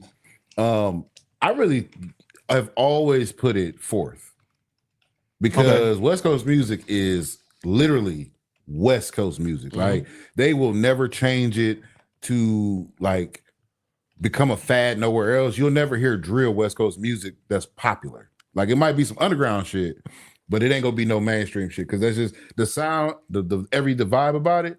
That's their shit. Like you go out there, they only playing underground. Like you go to the South, they be playing underground Southern music that you like, bro. I ain't never heard this chopped and screwed, you know, all that shit that don't make mainstream. You go out there, that's all you gonna hear. So for me, being a Midwest dude, being exposed to all of it, I think rideability, vibeability has got to be like fourth on the list as far as. So what's your list? For me, it's South, then Midwest, then East Coast, then West Coast music. All right, what about you, Drip? East, South, West, Midwest. Damn, no loyalty. Here's where you at. Twister would be so upset with you, brother. I would go East West Fuck Chicago. Midwest South. Bacardi, where you at? I mean, probably mine is probably just like South. It's definitely Southeast. Yeah, Southeast, Midwest, and West Coast. So mine is Midwest, East, West Coast, South. For sure. South is fourth? Yeah. South is fourth in mine. Yeah. That's wild. So Midwest, I love Midwest music so much because of the gumbo pot, because of not being able to be boxed in. I love the fact that I'm able, like Twista is literally one of my goats. Like I put him, so anytime somebody talk about non-skippable albums, they bring up goats, I'm always throwing Twista because I feel like people overlook Twista and what he brought to the game so much, right? Bone Thugs and Harmony, Crucial Conflict, Eminem, like I love the Midwest, Kanye coming, like I just love what the Midwest brought. East Coast, I was so heavily influenced in the East Coast that there was a point in time in my life people thought I was from the East. You know what I'm saying? Like I everything about that. But I love West Coast. I love West Coast to this day. I love it. Back in the day, when I said the same thing, all my older cousins used to listen to it. You know, West Side Connection used to listen to all of that, and so I've never not loved what the West Coast brought. And there's different moments in hip hop that I just be like, when I'm listening to certain things, and I'm like, damn, bro, this is revolutionary. Even if the sound still sounds the same, it's just not the way that they're doing it and everything. Down south, because even though I was big No Limit, my down south, it took me a while to appreciate Southern music. You know, like, you know what I'm saying? Really? It took me it literally took like when I was listening to down south, I was listening, like I said, when I was big No Limit, I was giving Outkast, UGK, and 8-Ball and MJG. That was my limit, right? Then as I started listening to more East Coast and started seeing how they embrace Scarface, then I really started rocking with what Scarface was bringing to the table, right? And then that was my pocket, right? And then when crunk music started, like I was like, all right, I started listening to a little bit more Lil Jon. Like I was literally going with the ages of when things became popular. That's when I started. Like so you I didn't never like listened to Ghetto Boys. You never did. 8-Ball MJG. I said 8-Ball MJG. Luke. So I went. So what it was is what made me start going back and then start appreciating that, because I had to go back to a lot of the classics. Because like I said, after when I started listening to crunk music, it was more so I was putting South music to Are a you pocket. saying crump or crunk? Crunk. I never. Crump is West Coast. Crump is West Coast. Crunk music is West Crump Coast. is West Coast. Yeah, no. Is it like ban or band? And so when I was listening to, I was putting South music in a pocket. I would only listen to Lil Jon and the East Side Boys and Lil Scrappy and them in the car in the club. I was never riding to them. You never listened. No, I never listened to them. Right. And so wait, y'all wasn't listening to 400 Degrees? No. So literally, I'm giving you where. Let me let you get there. It's shot. I'm not there. it's the same. So what ended up changing it, and this is why I give because I was not even on the Wayne train, right? I was really heavily against Wayne. I hated Wobbly Wayne. I hated all that shit, right? When I listened to T.I., I'm Serious. T.I., I'm Serious was literally the album that made me say, yo, wait, I gotta listen to more Southern niggas. And then I started going back on all the classics, all the legends, all the OGs and everything. And then that opened my mind to the South. So again, I respect the South and everything like that, but it just, again, I'm very 2004 up. When made me move down to listen to more of the classic South. I was never big on the South. Yeah, I mean, pretty much the same. A lot of the same influences in music early that Deuces would have had. Obviously, I was even younger. Same influences. So most of my cousins, they were listening to either East Coast or West Coast. So that heavily influenced the music that I listened to. Yeah. Even when I was more, once you got to the era where I was starting to look for music myself, it was, this is what I grew up on. This is the music I'm gonna always like gravitate to. Midwest music. Obviously, Midwest music. You're gonna, no matter what, you're gonna hear that. Whether it's people you know, whether it's whatever. So like that was always just a constant mainstay. But Southern music wasn't something that was around our family a lot. And when what really like the first Southern artist I really think I really was like rocking with Jeezy. I ain't gonna hold you. Jeezy was Jeezy. That's a good one. Yeah, I mean, I definitely feel like where you grew up at. Where you grew up at. Is that Kendrick? It's that Kendrick album. He Guardian, bro. That Kendrick album. He got that dark energy. Easy E on purpose is crazy work, bro. It's not fucking Every Halloween. time you come to the barbershop, what do I tell you? You out here look like straight thugs, man. This nigga be looking like Ice Cube, Eazy-E, all the West Coast veteran goons, bro. I don't know what you're talking about, fam. No, yeah. But wait, what you saying, McCarty? I know. I thought this was you weren't done. No, I was. You said it's like very influential where you grow up, and then that was when the comment came in. No, that's what I'm saying about you. Like, I feel like depending, especially if you just, because for me, that's why South is my first, because the influx, like to me, the South was the most creative out of every. Like I grew up, like East Coast music sounded like East Coast music, West Coast music sounded like West Coast music, but South, I mean in Midwest, like you grew up in Midwest, so all of that, right? That's Midwest is it's sort of a default. Yeah, like Midwest, but to me Midwest was closest because it was not a default. That's why you a traitor. You Midwest, you put it last. Man. I definitely put it last. And he don't like Baby Drew at all. All of them. But I mean, I feel like the slang and the like, even just like the like our Midwest music rely heavily on, depending where you was at, where you fell, but it rely heavily on South. Like a lot, you know what I'm saying? Like it was a lot of influence in a lot of our, especially in Milwaukee music. Milwaukee, you know what I'm saying? Honestly, all of it, really. Yeah, St. Louis. I mean, like I said, so South, so Midwest, to me, East and West. and I feel like I've always had a better, my favorites. Some of my favorites are South niggas. You know what I'm saying? Yep. Like Outkast, 8Ball MJG, but it was the beats, it was the music. It was the creativity and everything was just different. You know what I'm saying? Like you know what I'm saying, compared to other people, that's the only reason why. In a predominantly West Coast loving household, but it was only because they were raised in the South. So like my brothers were raised in Arkansas, so they were raised on blues and all that shit. When they got to hearing DJ Quick, Ice Cube, all them, I felt like it was just easy to gravitate that way. I felt like I was just kind of not like a different ear, but you know how you hear something so much you get tired of it? Yeah. And it was like the West Coast drums, the West Coast synthesizers.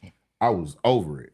The South was just something different, but I also felt like too, the South put out more artists. They did. Absolutely. They absolutely did. They have. Well, I mean, I can't say that East Coast had a lot of niggas. If you really pay attention, the East Coast rap only puts out select artists. Hear me out. Yeah. Mainstream. You can find so much underground shit, but they won't play it. You know what I'm saying? Hold on. So if I go back to I want to ask you a quick question about that. You think that there was, again, I'm talking about not now, pre-2004. You think there was more down south artists mainstream than East Ruckus Coast? Records was putting out the first battles on CDs, right? For people just to buy mainstream. But I feel like East Coast, especially with Def Jam, how Def Jam was rocking. They wasn't signing everybody. That's what I'm saying. If you really look at it, what we got from East Coast with rap, Wu-Tang, you got a lot of groups out of you got a lot of groups out of the East Coast. You didn't get individuals. When you look at the South, you were getting individuals, you getting groups, you was getting more music dropping. Bro, you wasn't listening, but Cash Money and No Limit would drop 3 albums. Hold on, listen, No Limit. No. Hear me out. You're talking about pre-2004. I'm talking about no. I listened to No Limit until that was the new No Limit. So listen. So now think about this, right? While they were putting out 3 albums every week, you had Suave House putting out albums every week. So real quick, had Texas. Do you consider every No Limit album a major album? Bro, listen to what I'm saying.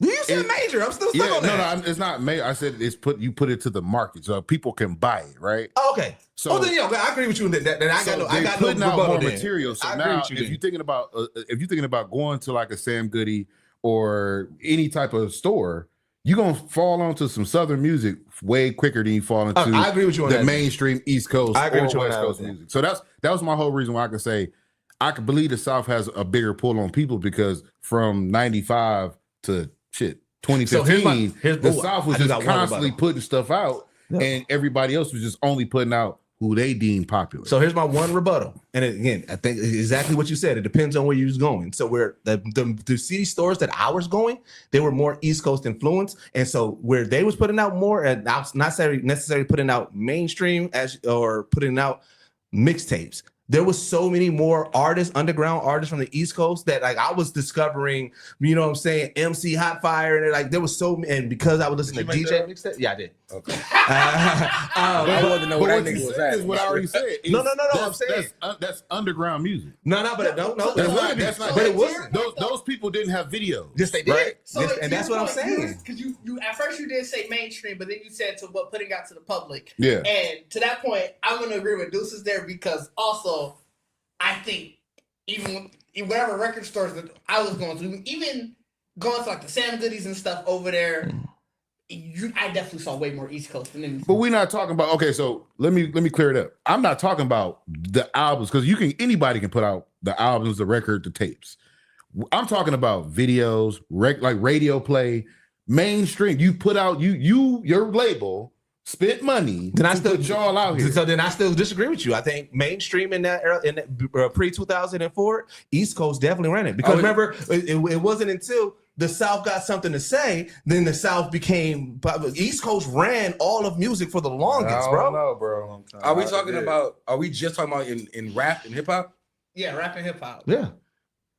Bro, I don't know, bro. I mean, so I agree. Like the thing of it is, the South never had I never recall in my time a run like the South had as far as putting artists out on a consistent basis. Oh, now right now the South since 2004, the South has not let it go. Like I said, when we talk about the No Limit, like when we talk about the labels who were coming out in the South, their goal was to get as many niggas out. But he included radio and everything and video. Nigga, but I mean, notice I'm saying like, if you talk about the late 90s, who was the biggest groups in the late 90s? Outkast, Wu-Tang. No, they weren't. Wu-Tang was No, they weren't. Bro, Wu-Tang. I mean, You're trying to tell me Outkast was not bigger than Wu-Tang? No. Bro, you're talking about cult following. No, I am not, bro. You're talking about cult following. Method Man and Redman literally was so... We talking about classics right now. A Wu-Tang album ain't beating out none of their Method Man and Redman was bigger than Outkast. Literally, they end up getting movies released because of their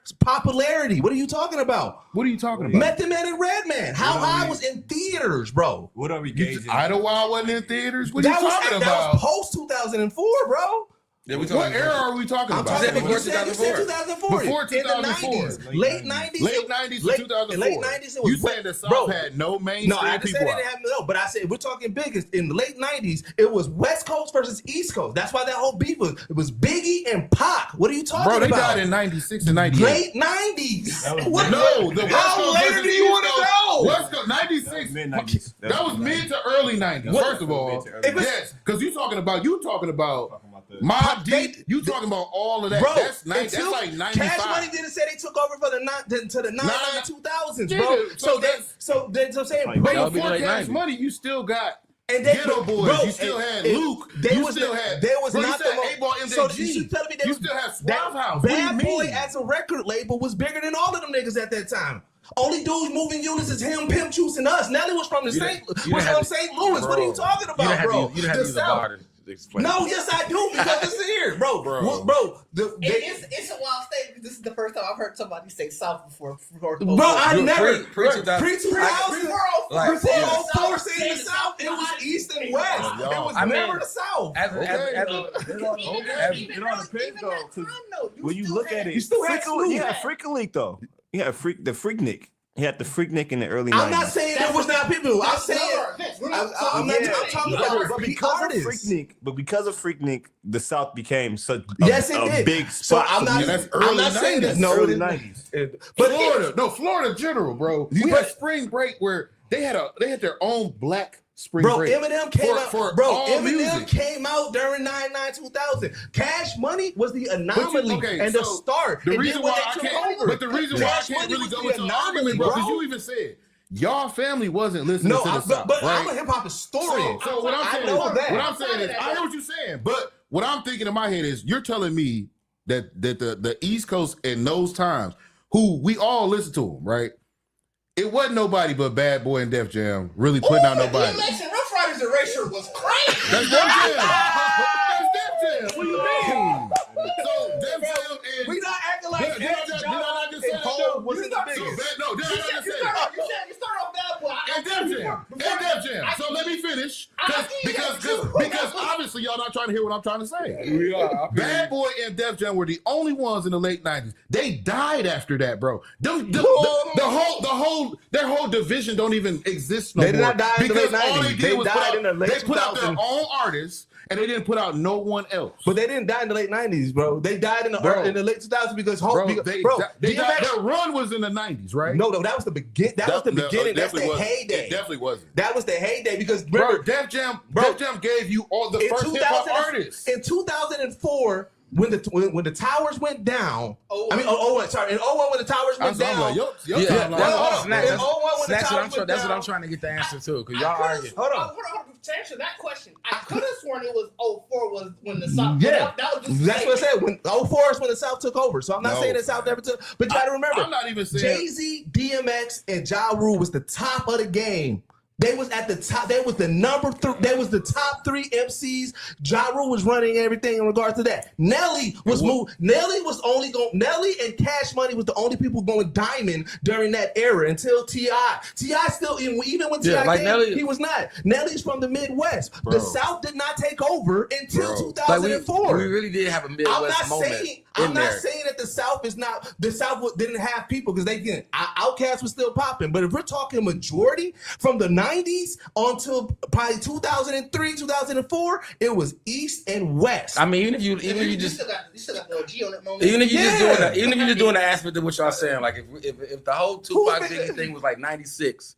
You just go from 96 to 04. Because everything, the whole music industry changed when Biggie and Pac died. Yeah, absolutely. It was up for grabs. It was up for grabs. And the East had we had that small run. Everything that came out in that 8 years, right? From 96 to 04. You got Lil Flip.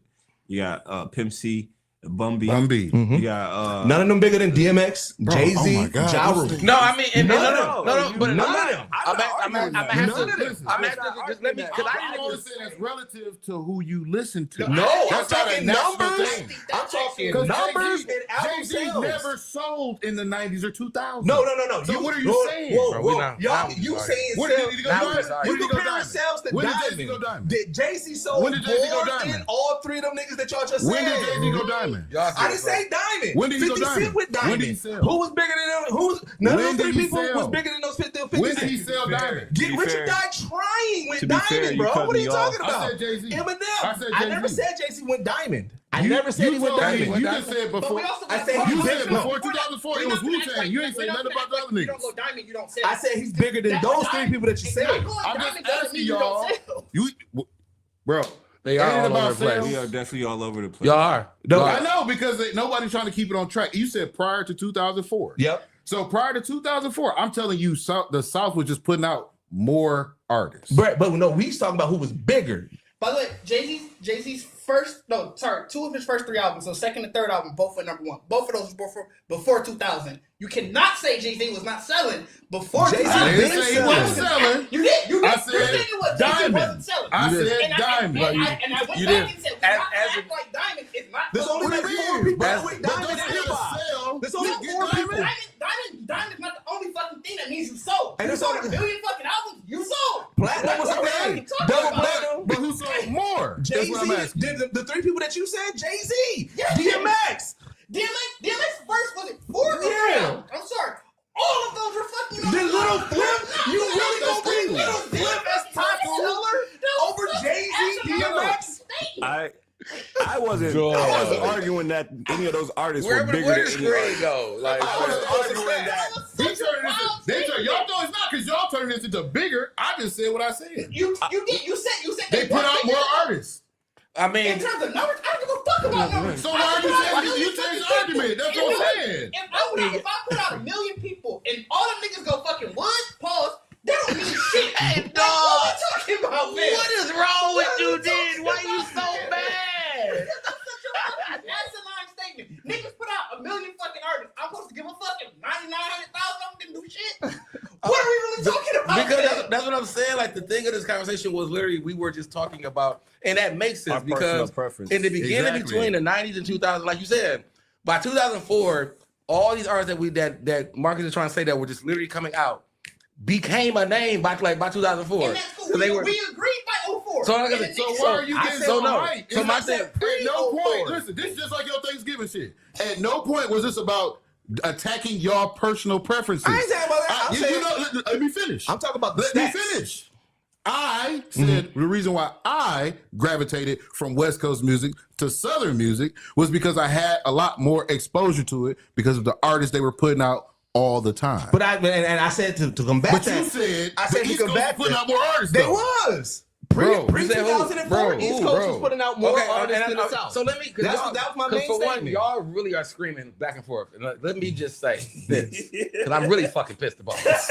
I'm really fucking mad. You know what I'm saying? Like, goddamn, nigga. Because y'all both just arguing from two preferences. Whether you looking for a whole bunch of East Coast niggas or you looking for a whole bunch of South But that's niggas. what I said. He combated. I But- said it depends on what store you went to. The Because problem- the stores I went to, the problem definitely. is- That was That's what I'm saying. The problem conversation. The problem of this is because the amount of people turn into like nigga who was on radio, who was shooting videos. That King brought And that's up what I'm saying. radio. Oh my the God. initial thing was just who brought out more people. I agree with King that, and even in my response, I saw more. I paid attention to more South artists, and that's why South is in my first. Yeah. I started liking But way more. I never South combated artists. that. I That's what I'm said saying. that I don't know if the niggas was big or not. Yeah. In reality, yes, nigga. During that time, it was nothing but it went from let's Pac. remove big. It was Pac and Biggie. Yeah. Then it really, like I said, when that went away, everybody Everything was up went for grabs, and it was like you said, it was Jay-Z because East Coast had to have somebody new. So it was Jay, and then that's when you Nas, get Jay, Hov, 50, yeah. everybody, all the niggas. Just as much as we had an uproar in South, we had an uproar on the East Coast, we had an uproar on the West East Coast Coast. had the smallest It run. was literally, you know what I'm saying? East Coast had the but here it is. Again, I wasn't combating where y'all are. I said, and I specifically said, it depends on which record store you went to, because the record stores that I went to had way more East Coast than South because they had the mixtapes, they had the DJ. And he said, well, what about videos? I said they also have videos. That's what I'm saying, I like, agree with you. No, I agree. I Yeah. said that's what I considered underground. That's what I'm saying. If That's what I'm saying. Like, you saying the story But you see, I went did to, it- that's it's like this man back in the day, right? This man had the stuff Sam Goody wouldn't have. Yeah. But that's because the artist probably had it sent directly to them. but see, I that's didn't say Sam Goody, though, but to be fair. what I I'm specifically said what I'm Sam saying Goody. again is what y'all doing again.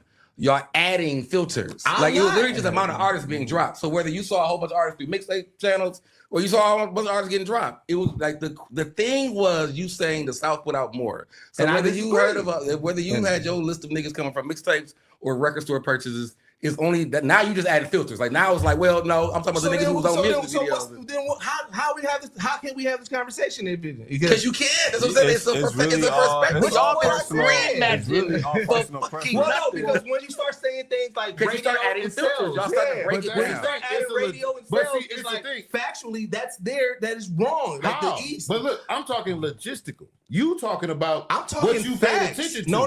I'm saying, listen, See, that's how it goes. What I because the just said. South I is said bigger than the West than the East Coast. No, but again, these are facts that we can check, right? We can go back and check these facts on who sold more 'cause, I mean, and it's- who's I don't care It's about a- selling. my That's thing not is- what I'm why'd you talking bring it about. up? My thing is, No, I didn't. my thing is, we did. Bro, the We did. number of artists, listen, the number of artists has nothing to do with selling. No. I'll pass that. I said when you start. That's what he's talking about. You guys are creating that conversation. Time out. When Can I everything is about the number of artists being put out throughout the region. And I said I The South disagree. is just bigger from Florida You to know what- Arizona. you know it's what's just really- bigger. You know what's irritating? Because we only doing this because this is supposed to be one person point of view, and you disagreeing. Let the nigga get his shit off. No, There is no, order. it's okay. No, Because that they don't see that part. that They part don't I even let me get the understood whole though. thing out in order to even come up with an argument. They just want to say, well, you saying this. Nigga, I said nothing about sales. I said nothing about footprint. I said I saw more artists coming out from the South, whether it was from Memphis, Texas, Florida, Arkansas, St. Louis, Arizona, all of them places. There were so many other people putting out music that, hey, it just happened to work. And then where I said I disagree. Can I get a statement in? You did say that. You are correct.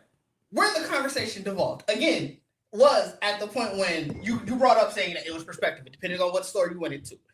Then that's when you came back and you specifically said they were bigger. And granted, That's what I'm saying. You specifically said that you just did. That is when you brought up radio play. That's when you brought up all that stuff. Okay. And that's when you get to the point where you can fact check that. You can look, and then you made that's- artists who you said sold more, who you may not. You said were bigger. Where again, talking radio play, talking all of that, bigger means They were artists. You can't bring Popular up, is bigger. Popular and bigger ain't sales though. So it's not the same thing. See, that's but then when you start bringing up, oh, did this person sell diamond? That's sales. And where I got here, because you asked how do we start yelling? We not about, because I get into this when niggas start talking about $1 billion movie sales. I want to implore people, you don't bring the highest value and say, if it ain't do this, it's not a fact, it's not a success. Because if a movie sell 800 million, it's a success. If a nigga sell 8 million tracks or 8 million records, it's a fucking success. And so I'm sorry. But I just wanted to explain my passion, because where I got passionate is like, okay, these are facts that we can check. I can see the South did take over. That's why they talk about it all the time. The South taking over. But when you start saying, okay, well, what about Outkast? And I say, well, no, Wu-Tang and Method Man and Redman got movies, because if we're removing sales, because they never sold more than Outkast. As far as bigger and impact, you don't just get a movie studio saying we've taken this to theater unless you are bigger, right? And it sells and in video count. These are things that we can check, and we know who are bigger during that time. Right. So I get it. Again, if we're just sticking at what you saw, which I said, yeah, based off of what region you are, because I was looking for mixtapes and everything, cool. But as soon as you start saying bigger or who was more popular, that's what I said. That's where that passion comes from. That's what I said. That was the filter, because like I said, it was a both way thing. As I said, this was a lot, and we need to get the fuck off this. But I'm just saying, like, it went from you explaining your part.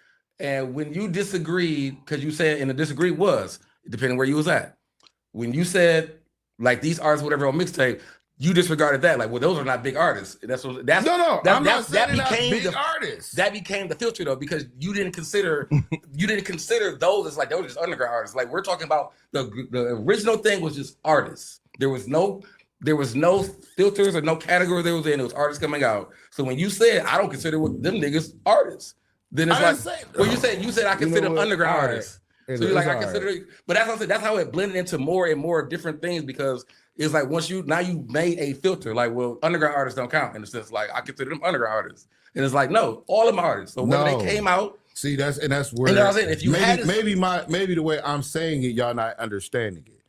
What I'm saying is the difference is Eminem became popular because he was in the battles and on those same mixtapes, right? He got roasted, booed in, somebody heard about him. They brought him up. The same thing with a lot of other just rappers who've been rapping in New York for a long time. They got a name. Everybody know them, but niggas don't bring them up until it's like, all right, now he got a big enough buzz. Let me fuck with him now. I was listening to all the Big L, all the way up. It don't matter. Like, I was listening to them dudes the same way. I always just said, why they not pumping them the same way they pumping Ja Rule, or the same way they trying to put out 50 against Ja Rule? Like, why they not talking about this other stuff?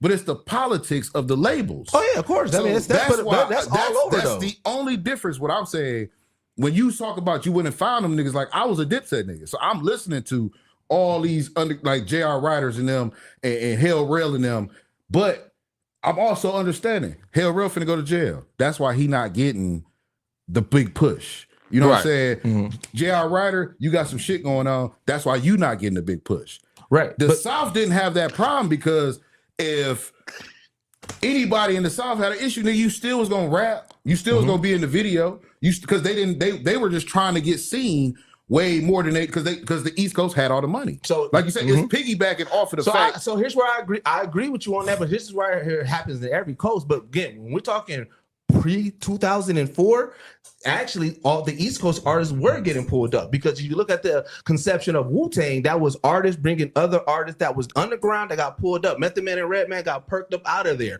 DMX was a nigga that was rapping in Yonkers that they kept on hearing, people knew about, brought him up. Jay-Z, when he brought Siegel up and he brought Bleak up, they became main. So again, I'm talking strictly pre-2004. The East Coast was doing that on Def Jam. But listen, Def Jam, that's a hierarchy that I'm talking about. Yeah. You saying Jay-Z brought these niggas up, right? It was niggas under Siegel in them. You know what I'm saying? That we saw maybe couples, but see, that was Post. And that's why I'm saying that's why I kept it at pre, because Post, yes. I'm saying, listen what I'm saying. We're saying the same thing. I'm just saying I don't like the system that the East Coast used. Oh yeah, that's why the East Coast failed. Now that I'm not debating. The East Coast failed because of their lack of doing what the South's doing. Like for sure. I mean, that's why I said like it depends on even where you looking at it from the air. Like by 2000, like nigga, by 2000, the South really was you know what I'm saying? Like when he said 9-9 taking over 9-2000, like I said, it was Outkast like said, what y'all debating.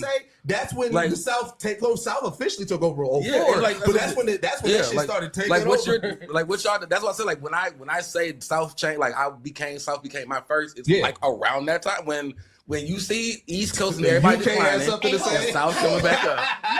No, the hell they don't. The UK got something to say. Oh shit! I ain't gonna hold you. The UK got some hot artists out. I can't. They do not. I can't. I said it here first. I'm not gonna say they ain't got hot artists. I'm saying I can't. Yeah. I know Bacardi, because every time. So here's the thing: we in Geekset every now and then we got everybody play their playlist. Bacardi's playlist always sneak in a few, and every time it's on, I should be like, I asked this the same thing. You really been listening to this Bacardi? He's like, yeah, I do. It's just I don't know. It's just it's a palate cleanser. You know that meme where that dude like that is me every time a UK artist come on. A lot of UK R&B is fire. I haven't even listened to UK R&B. A lot of UK R&B is fire. And then Return of the Mac is UK R&B. When they put in obviously when they had a rapper feature, it's a UK rapper, and I'd be so upset. I'd be like, this track is killing it, and then here come this nigga skibbity popping beans. Skibbity popping beans, man. All right, so listen, I got a fun one that I really want to go over real quick. All right, so have any of y'all seen DC's fake Coachella lineup? Who? DC. No. All right, like the comedian? No, DC Comics. Oh no, DC. So DC Comics put out like that's not where I expected you to go. Yeah, that's what I said. No, I want to change it to something fun. I want to see which culture, geek culture together. Which day would y'all be excited to go to first, right? You gonna send it to us or you gonna read them? I'm gonna read quick. I'm gonna read a couple of them off. I'm gonna go them off. I'm scared. Yeah. So the Friday day, which is considered Batman Day, headlining is going to be the Joker headlining, right? Martian Manhunter, the Riddler, Hawkgirl, Peacemaker, Black Canary, Harley Quinn. Let's see who else on there. Big Static, Mr. Freeze. On Friday? Yeah, this is Friday. Aqualad, Bloodsport, Black Mask, Ra's al Ghul, Victor's Ass, Cyclone, Two-Face. So that's the Friday, right? Saturday, which is considered Wonder Woman Day. Wonder Woman is big. Batman was the big headliner. Joker was the sub headliner, right? Yeah, I mean, I think you say it's their day. Yeah, Wonder Woman Day. So of course she's headlining. She also has a Joker headline on there. All right, Joker demand. She has a Green Lantern, Lex Luthor, Booster Gold, Doomsday, Zatanna, Brainiac, The Question, Deathstroke there. Let's see, Cheetah there, Calendar Man, Blue Beetle, Batgirl, General Zod, Starfire, Wonder Girl, and Lobo. A couple other Enchantress. So day 3, Superman Day. He has The Flash as his second headliner. He has Bane, Catwoman, King Shark, Green Arrow, Jason Todd, Damian Wayne, Cyborg, Raven, Superboy, Hawkman, Deadshot, Negative Man, Talia al Ghul, Sinestro, Gorilla Grodd. Yeah, so I mean, there's a bunch of Superman show, nigga. Like I feel like he like you know what I'm saying. So whose day would y'all, if y'all was going to this Coachella lineup, whose day would y'all be more excited to go to? I know. By default, it's Sunday. What? I'm not trying to be there. I'm not trying to see Lex Luthor and Joker. I don't know what they're gonna do after the entertainment. What type of music are you doing? I'm good on it. Wonder Woman wanted Joker too is kind of bananas to me. That's what I'm saying. You got Joker and Lex Luthor. Hey, Your thing was already out. You see people on Coachella have 2 days. You know what I'm saying? Hey, but it's usually hot demand. 2 weekends. This nigga is just back to back. Back to back nights. He's That's back to wild. back.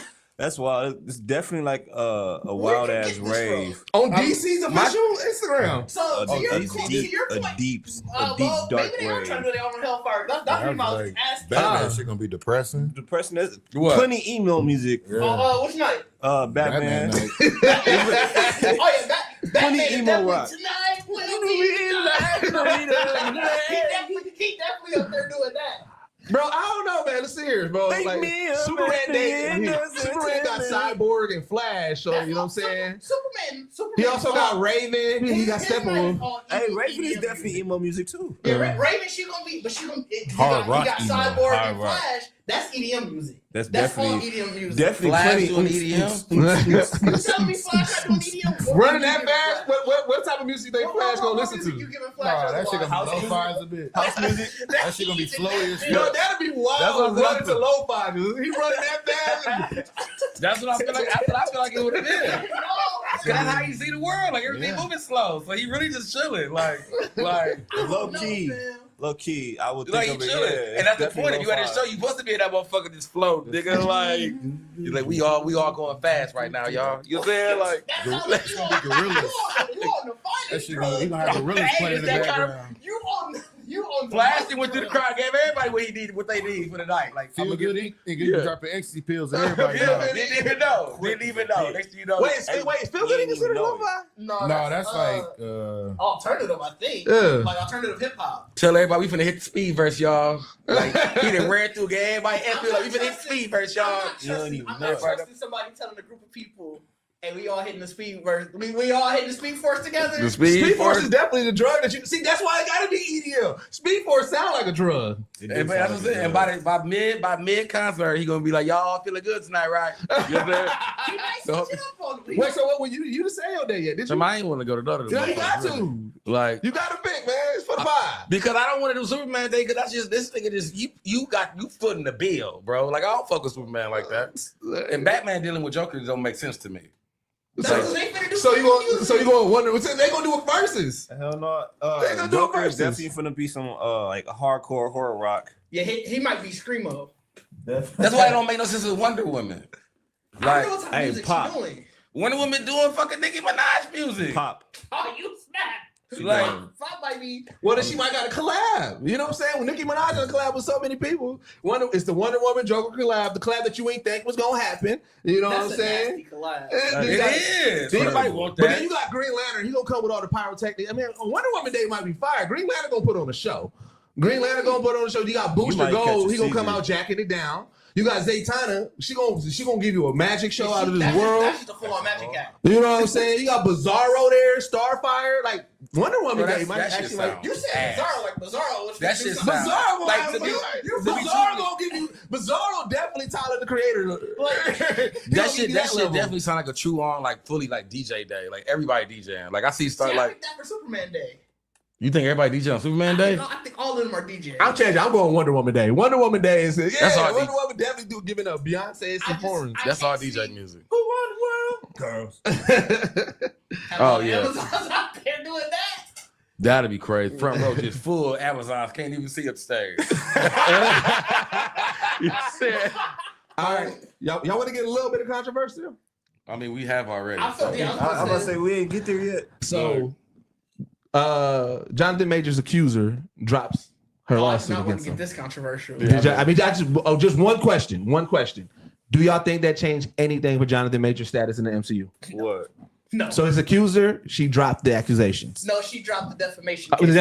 defamation case. She put that, The yeah. defamation case had nothing to do with the accusation. The defamation case was after he got convicted. I forgot what the official conviction was. He still was like, I have done nothing wrong. Oh, okay. Which, by default, if you got convicted, she was like, nigga, you had to do something wrong.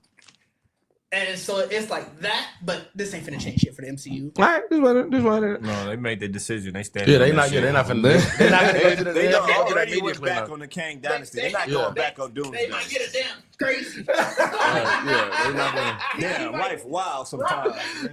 He might get one of those. All right, so James Gunn did confirm that he does have plans for Deathstroke in his new universe, right? So obviously he's one of the people that we really didn't get to see in live action heavily. I wanted to get y'all. Didn't he say something else regarding that too? I forgot how he said it. He said, but it was something more finite, and also he has plans in his universe. But I wanted to get. Is there any DC villain that we haven't seen yet that y'all would like to see in the conceptualized? DC villain in James Gunn's universe, right? Because again, Deathstroke is one of those people that is like, you know, me. I know I fuck with Deathstroke, so I definitely wanted to see what's his name, Johnny Manganiello. Yeah, I wanted to see his portrayal of Deathstroke, even though you know the TV one on the Arrowverse to me was my favorite, but I still wanted to see more. You still want him to be Deathstroke?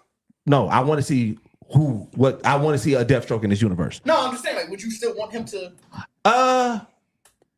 Because I mean, I guess technically you could probably still. Yeah, we technically, he didn't do nothing. He didn't do. He just showed up. Yeah. So I wouldn't be against it. I wouldn't be against to see his take on it. But I would like to see. But I want to see. Is there any villains or anything that you guys would like to see in this universe? I'd like to see a Mr. Freeze. Another attempt at Mr. Freeze. Oh yeah. Yeah. Another Poison Ivy would be cool. Yeah, that's what I was thinking about. Or a Croc. I would need it to be DCU. Or Killer Croc. Ooh, Killer Croc. What type of Poison Ivy would you like? That's why it needs to be DCU because Matt Reeves' Batman versus apparently is going to be all grounded and realistic. Yeah. Well, I'm specifically talking DCU, but I'm just saying like what type of Poison Ivy? Like so because you gotta go full eco terrorist. Like, okay. She gotta be fully mad at the world for what they do in the plants. Yeah. Kane, what about you? I don't know. Probably Cyborg. If we doing realistic. But that's not a he was saying villain. Yeah, I'm saying for villains. Oh, I thought you just meant character. I don't know. Ooh, Brainiac. If they did Brainiac well. To be fair, I think Brainiac is supposed to be. Me too. I do believe he's supposed to be coming. But yeah. And Superman probably. Maxie Zeus. Oh.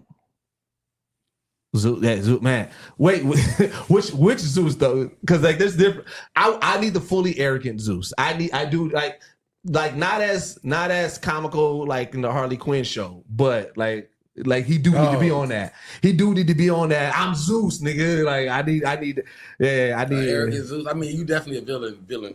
Like a villain Zeus. Try. No, because you got to bring in the whole Teen Titans and Raven first. Yeah.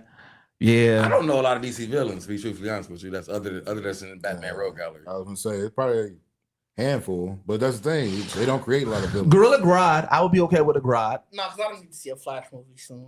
Grodd's not only associated with Flash. Yeah, I get it. You gotta have him with Flash first. And I don't need to see a Flash movie soon.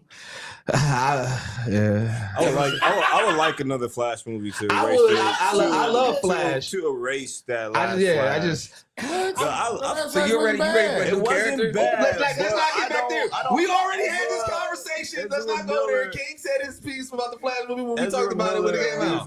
Let's not go back there. In my movie going experience, I hate his interpretation of the Flash. Is the most goofy footed ass fucking shit I've ever seen in my motherfucking life.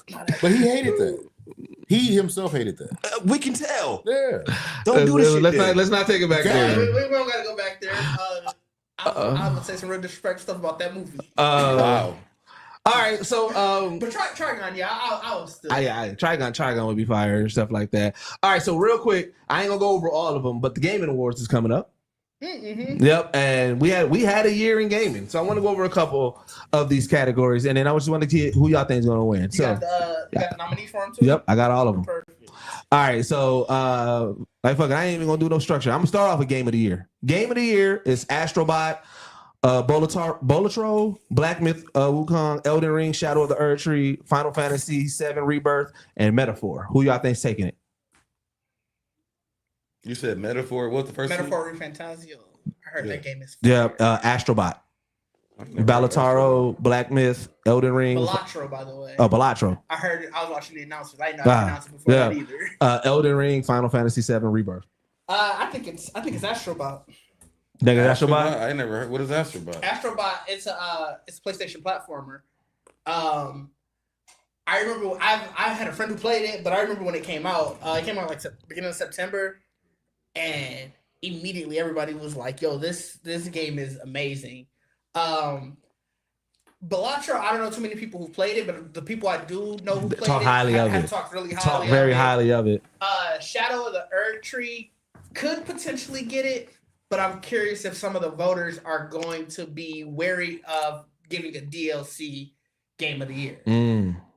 Black Myth? What about Black Myth? I got Black Myth. So Black Myth, I'm curious. It's a very polarizing game.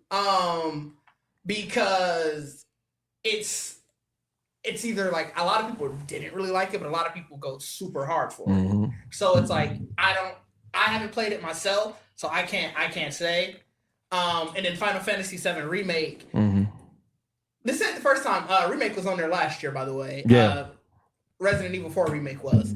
Final Fantasy, I wonder how much the fact that it's a remake plays against it in the same way. I wondered how much Resident Evil 4 Remake played against it, where not only do you have to go it against every other game that it's nominated against, you're also looking at it against its own prior game. So our voters are going to be like, this ain't that much. I mean, Final Fantasy, the remake was definitely a complete overhaul though over 7. Like you know, saying it was a complete redesign of the story and everything like that. Was that complete overhaul better or worse? I didn't play. Because this is for the second part for Rebirth, right? Yeah. Yeah, I didn't play Rebirth. The Final Fantasy VII Remake, the first part of it was fire. So, question: is game direction and game of the year usually always the same? Because it's the game direction is the exact same nominees. Always, I think. So I mean, that's what I'm saying. So the Astrobot ain't nothing but a Little Big Planet. That's what it looked like when I looked at the screenplay. Yeah, maybe. So Little Big Planet definitely won a lot of awards too. So who did you say you think we win? I mean, I haven't played none of the games honestly. So I mean, I would pretty much go with Black Wukong or Black Myth. Erdtree. What about y'all? Y'all got any? Man. I'm gonna say I ain't popularity. I didn't play. But I feel like I Black Myth is still a good game. But that's what I'm saying. I was thinking Black Myth just because of like the hype surrounding it. Yeah, it definitely had probably some of the biggest hype too. It had hype, but then it critically wasn't as well received as sort of. That's what I'm saying. Like, yeah. So that's why I'm like, it's polarizing. It's because the way that they do their nominations, it's 10% fan voting and 90% of this jury. You know what I'm saying? Who's on this jury? How much are they going to like it? Like I feel like whatever it is though, this is gonna be an upset this year. Right. Well, yeah, I mean, unless I think the only one. Like I don't see a surefire on that list. But I think the only one there will be no complete backlash will probably be Astrobot. Erdtree wins, they're gonna be like you let a game win Game of the Year twice essentially. Because Elden Ring's base game won the Game of the Year, and now you saying that they DLC. But it's that DLC fire though. The DLC is DLC fire though. It's another 50 hours worth of gameplay. So it's another game. It's another game. But it's like It's the same. DLC. You can't fault them for putting out a fire DLC. I already voted in the Game Awards, and I ain't gonna hold you. I voted Elden Ring DLC. I voted Shadow of the Erdtree. But I can understand somebody being like, this wasn't a brand new game. But that's why I feel like. But is it supposed to be? Is that what Game of the Year? Is that the description? It has. So it's very suspicious that they said that they never explicitly said one way or the other until this year, and it came out. They put out that statement like Wednesday, and the nominees came out like Thursday. That it has to be a new game. No, they came out with an announcement that the Game Awards has always said that it doesn't have to be. A new game. It doesn't have to be a new game. A DLC, we will basically take them case by case. If this DLC is large enough and grand enough. You know what's weird? And so it's like somebody was like, well, we know it's about to be nominated tomorrow because you put out the statement on Wednesday and nomination. But I mean, I feel like that's still because I mean the original is more than 50 hours. So I wonder if they just doing that because the Grammys literally just put out because people was asking them about they new artist category and they were saying y'all keep on nominating people that aren't new artists and they put out a statement like, well, new artists is not. This is their first album. They're new to the mass. Yeah, they became. And so I wonder. It's definitely the same situation where the Grammys are like, "Ooh, we've been doing this a lot. We got to make sure people know why we doing this." Right. And I think the sort of the Game Awards been trying to do the same thing. Is well, we know what's coming. We know what you finna say. Let me try to preempt. But that's the only reason why I would give because I mean, to me, Black Wukong is in the same vein as Elden Ring. You know what I'm saying? Mm-hmm. So that's why I would see if that won. Then more people I would feel like people would just have the sigh of relief, like, well, at least what Elden Ring did. You know what I'm saying? Yeah. Wow. That would be my thought with that. So let's see. What else is a good category? Let's see. Best action game. Black Myth, Call of Duty Black Ops 6, Helldivers 2, Stellar Blade, Warhammer 40,000, and Space Marine 2.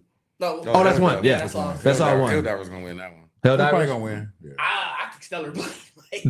Stellar Blade. I think Stellar Blade, man. I ain't even gonna hold you. I got Stellar Blade or Helldivers rather. Yeah. The reason why, and this is what's funny, Stellar Blade it hit the popularity just off of like the memes and the jokes about the body type of the main character, right? Right. But everybody who I know who played it, even jokingly, just because of the horniness, was like, yo, this game is actually really fucking good. So when you actually play it, the mechanics, the style, the game is fucking fire. And it's just like, I feel like is one of those moments where you lean into the jokes, but also wait till you get the product. And I think that's going to carry on. The gameplay is pretty nice. Yeah. That's what I don't know. I just don't think. I think the look will make it more of a joke than seriousness. I can see that to the masses. I can see that. Like you gotta think certain people. Like I'll let my son play Helldiver or any of the other ones where it's like I see that on the screen. Hey, bro, turn that shit off. Yeah. Oh yeah, absolutely. That is fair. So I think where you're looking at it, then people like they say, man, this is not to the masses. I'm looking at people saying like, you know what, we're not gonna be as tight with this one. This was actually good. So it's like, that's kind of where I'm thinking with it too, because I'm looking at between if it was between that and Black Men. Again, just going back to we don't know who that jury is, and knowing that and what they think of it. Knowing that Black Men wasn't as critically accepted, whereas I don't think Stellar Blade was 100% critically accepted, but I know that was a game that when after release it was like, hey, this game is crazy. Yeah, this game is a lot of fun. So, best action adventure game: Astrobot, Prince of Persia: The Lost Crown, Silent Hill 2, Star Wars Outlaw, The Legend of Zelda: Echoes of Wisdom. There was a new Zelda game? Motherfucker's fire too. You play as Zelda. I personally, I'm just biased on this, but I'm gonna go with Outlaws. I fucked with Outlaws. Outlaws was tough. I was shocked that got nominated after the release. I was really shocked to see that got nominated. Damn. So I've only played Star Wars. I played a bit of Zelda. I said Elder. What the fuck? Zelda. I still didn't get a chance to put my hands on Silent Hill 2 yet. I've never played Prince of Persia, and I haven't played. Yeah, I didn't care for I played a little bit of the demo of Prince of Persia. I didn't really care for it. So if I'm based off of only what I'm going, not enough to be like. I'm going Star Wars as well. That's fair. I think Zelda might get it. Spider-Man 2 hasn't even been considered. That's crazy too. You think Zelda might get it? Spider-Man 2? Spider-Man 2? I thought Spider-Man 2 did get nominated for Game of the Year. I thought that was the controversy. There was a big controversy last year. I can't remember. Something didn't get nominated. RPG. Why are you looking that up? Best RPG: Dragon Dogma 2, Elden Ring, Final Fantasy, Like a Dragon, Infinite Wealth, and Metaphor. Probably Metaphor. What was the first one? Dragon Dogma 2. Dogma 2. Dragon Dogma 2 did die out pretty quick. Died out quick as a bitch. Yeah, Spider-Man 2 got nominated for Game of the Year last year. It lost to Baldur's Gate 3, which it should have. I think that was the controversy. That game was crazy. God damn, I forgot I got that game too. All right. I also got to beat it. I ain't played that game in forever, bro. Best fighting game: Grand Bull, Dragon Ball Sparking Zero, Marvel vs. Capcom, Multiverse, and Tekken 8. I think Tekken 8 might get it. Sparking Zero been They said that like the online community dropped immediately, already. Yeah, because it's really because it's a huge back out. It's a spam fest though. But I mean, Jedi Survivor wasn't eligible this year. That was last year's Game Awards. I don't know. I still like the fighting in Sparking Zero. Oh yeah, it's still great. Yeah, it's still great fighting in. It's just even if I don't play online, I enjoy it. So for me, that don't mean shit because I don't play online like that. Yeah. So like. Yeah, same. Like, oh, the online community dropped out. Like, all right, whatever. Yeah, there's so many other things you could do in it. Yeah, I don't really play online. So I think Multiverse, we forget at the beginning of this year. Multiverses. At the first 6 months of this year, pretty much Multiverse had everybody by bro. It had everybody. LeBron as Multiverse. But I think I'm actually really surprised that it's on there as a free to play game. Bro, for the Fortnite was on there. I don't think you're gonna do best ongoing game because it's like whatever. Yeah. But Fortnite eat that category. They nominate. I feel like damn near. That's because they know what they do. I don't know. I'm giving it to Multiverse. What you say? I mean, I would probably give it. I mean, Grand Blue is actually a really popular fighting game though too. I didn't know Grand Blue had, because I played the Grand Blue Relink. Like they had a demo for it. So when it was nominated, I was like, bro, where was the versus fighting? Found out it was a completely different game. I was like, you know that. Yeah, no, you didn't. So you said you want? I mean, that's what I'm saying. I mean, it would be between Grand Blue or probably Tekken 8. I feel like Tekken. That's the one I still see like the like Tekken 8, yeah, because the online community Tekken is really, definitely. And like I think that's customer like characters, customizations. You customize Tekken too? Oh, maybe that is. No, he's Street Fighter. That's Street Fighter. Which is crazy that Street Fighter wasn't on there. It didn't come out. It didn't come out in time. So it's September to October or something like that. Sports game: F124, EA Sports F Fight Club 25, NBA 2K25, Top Spin 2K25, WWE 2K24. We should have had that. This is a robbery. College football 25 should have been nominated. I'm boycotting this category. I didn't vote for it. I feel like I didn't hear a lot about college football. Like I feel like that died out too. No, people still playing it a lot. Is it? Yeah, people still playing it a lot. I'm gonna go More WWE than 2K24. Yeah. I got introduced to the WWE community in 2K24, and bro, I'm talking about people putting on full on matches on Twitch and everything. Like, bro, WWE 2K24 is I fire. am shocked. I definitely thought you was gonna go 2K.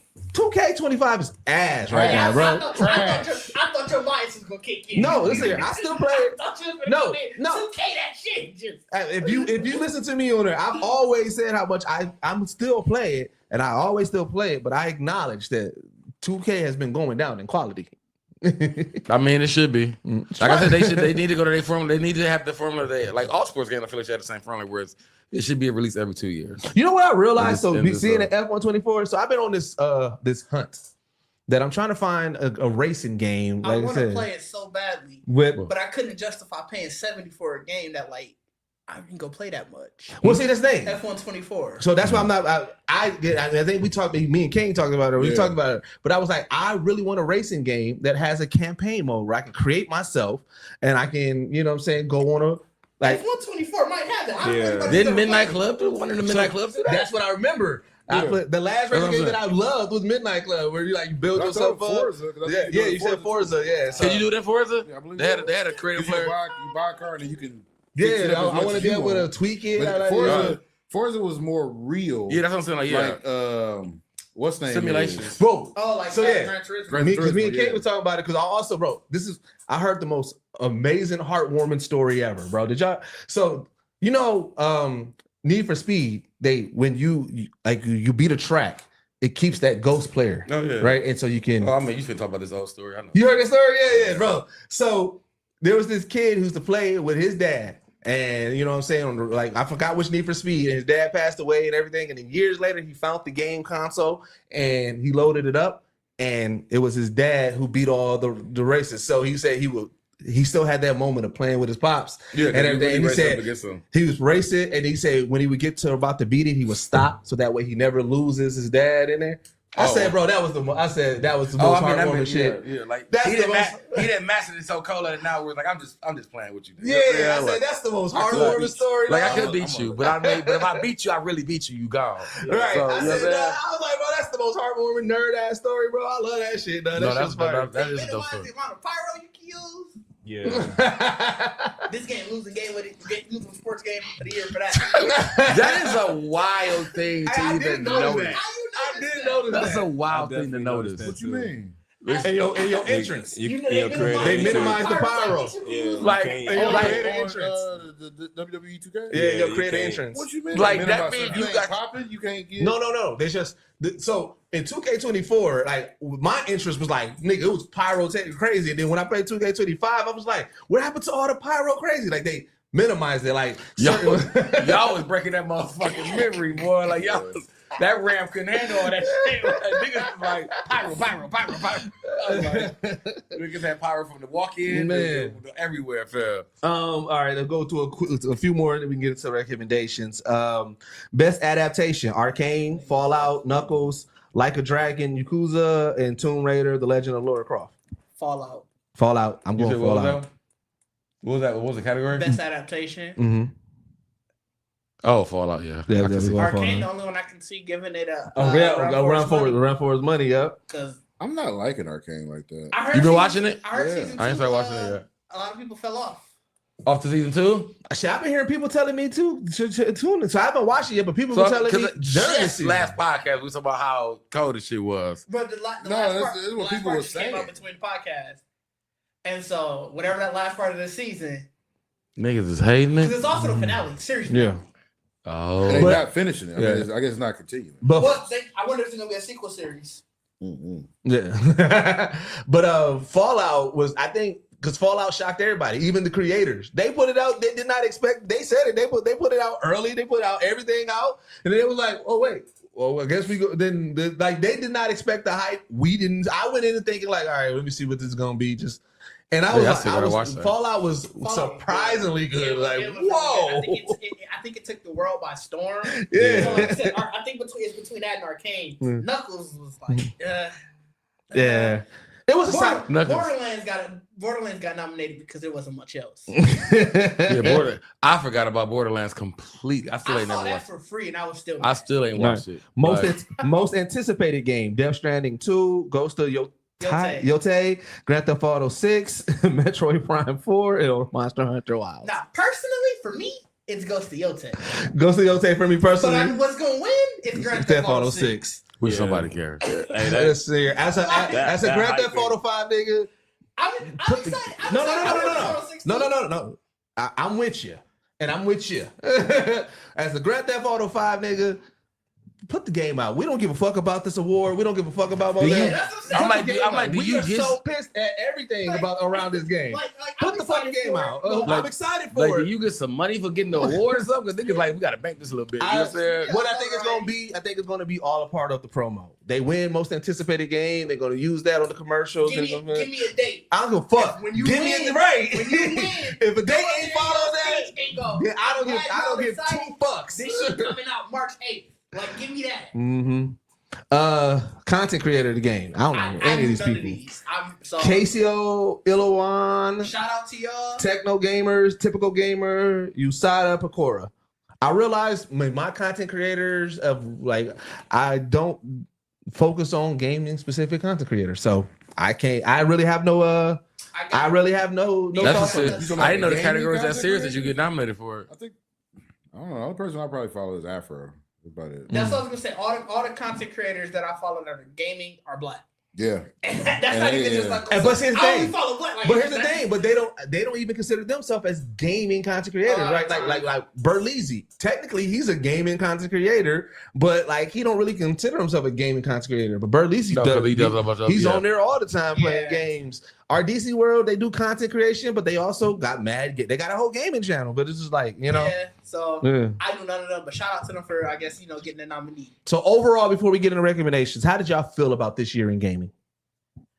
I thought it was actually a pretty good year. There was a lot of games that came out. A lot of stuff that I was really anticipating, to the point where it was just like, I still got so much in my backlog. You realize when you're ready to go buy a new game, you like, I need to beat this. I got to beat that. Yeah, I should be buying this right now. Mm-hmm. Yeah, it's hard to really determine because I'm like, there's so many games I feel like I put on the shelf or didn't buy because I got so many games to play. Mm-hmm. Like I can say release wise, I can say it was a pretty good year of releases that came out, because it's definitely got games I still didn't get that I want to play. I got so many games that I didn't get a chance to purchase yet that I'm definitely going to go back and purchase.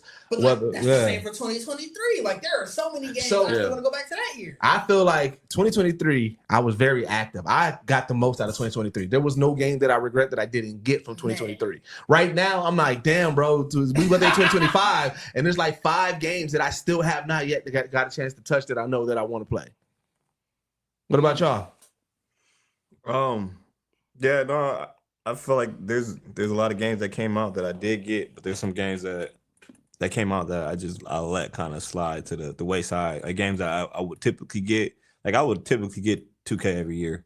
It comes out around my birthday. That's something I would get every year. But then like after last year, I'm like, I'm gonna take a couple years off. Hey, you might not go back. I said that, and I ain't. I ain't went back. I left. 2K might have lost me this year. I left at 17. I'm not there yet. I'm not there yet. One thing that I was thinking about earlier today, actually, is how well college football is doing, and how much that how big of a thing it's doing for it to come back. I'm hoping they do the same thing for college basketball. Oh yeah, that would be fire. And we get something out I of think there'll that. be too much money involved with that though. That shouldn't be any more money than college football. Yeah. More image shit. Like I mean, you image got shit. more players. You got more players. You than gotta the football pay. team. You gotta pay, but you gotta pay. I feel the like basketball more. players is more greedier anyway. Yeah. Niggas is gonna be one. If I'm the And, star, I've never really They're heard not about football players really, like, especially college football, like really in that. I mean, at the universities in a sense. No. Even then, though, Baby. I feel like it would be more expensive if they were to do a women's college basketball. Oh, as definitely. opposed to Oh, yeah. Women's college Same basketball thing. right now for the past 2 years been way more exciting than men's college women's basketball. college basketball have way more stars. I feel like right now than men's college basketball does. So outside of we have games that we didn't purchase, the games that y'all actually did purchase and play. Did y'all enjoy it? Like, I think gaming wise for me this year was actually it was a better year than most years because it was more releases of my type of games. that's You know what I wanted to mean? get So, to. Yeah. I think that's the thing. Like, and I'm with you, Trippy. This was probably the year where I did download games, and literally they probably lasted like 3 days, and I was like, nah, get this up out of here. But it had an initial boost where it was like, okay, and I think the Fall Guys, the them little games that were just like, they're fun to play with a group. It was so many this year. It was a lot. Yeah. You know what I'm saying? I utilized my PlayStation Plus more this year, so I feel like Yeah. that's why it was a lot like more free 2020, games well, not or more this community year, but I games. did I like to call utilize it it a lot community this style year. games because it like even Call of Duty. Like they gave us the beta on Xbox where it was cracking, right? And then so it's more games can hit, and it was like when Call of Duty dropped. Now I'm like, bro, I got other shit I'm playing. Yeah. You know what I mean? Like, if you want me to play, call me because I was playing Sparking Zero at the time, and but that's a blessing because I remember last year all I had was 2K. In my group chat, in my gaming group chat, that's how it be. We be like, all right, what time we getting on the game? What time we going fleet? And then everybody's like, oh shit, all right, let me wrap up this. It's always, all right, let me wrap up this match real quick. All right, let me wrap up this game real quick. Bro, last year I feel like niggas was resorting back to just re-downloading Grand Theft Auto by this time of year. Like there wasn't no 2K, wasn't no Madden. Like people, it was out, but people really wasn't playing it. To where niggas was like, bro, I'm gonna just get back on Grand Theft because all the shit is weak, or they want money on top of me buying the game. And it was like, nah. Where this year we just got more free games where it was like, oh, this is good to play for a little bit. I would say that. I mean, I don't know about PlayStation, but I say The Xbox. pay to play is crazy. I would say like Xbox was definitely like a lot more better. Like the Game Pass in general was a lot better released this year. Like a lot of free shit. You know what I'm saying? Like I said, I feel like even on Xbox, like having Call of Duty be free is like the icing on the cake after a good year. Like, bro, I get Call of Duty free too. Like, cause I feel like even when the beta came out, the more niggas I was hitting, like, bro, you get the beta? And it's like, no. I'm like, bro, we get the game for free. Like, you know what I'm saying? Download the beta. Like, and then I mean, I don't know if this counts, but like I said, I've been heavily on the Sims. Nigga, I've been in that mind community. Nigga. My gang is flourishing right now. Nigga, my strip club going crazy right now on the Sims. Nigga.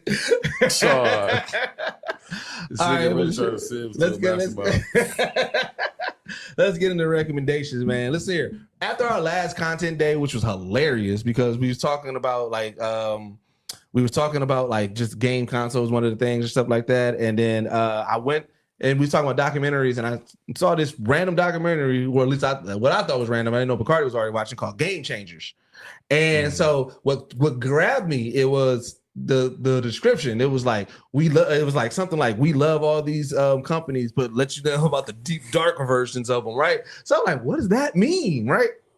First episode had me hooked because it was I don't know how you watched it. You said you still got to watch it. The Nintendo episode was my first episode. I don't know how it came on there. Yeah, so like, that's what I said. Yeah, so my first episode was literally, it was still back in the day. It was like the Atari one. Yeah. So that was the last episode I watched. But yeah, so it was about Nintendo. It was talking about just like the start of Nintendo and everything like that. But what really got me was they was like, when they got to Mickey, to Mario, and it was like, we had Mario, but then it was Mickey Mouse, and I was like, what? And then he was talking about how Popeye was the original Mario Donkey Kong game was really a Popeye the Sailor Man game.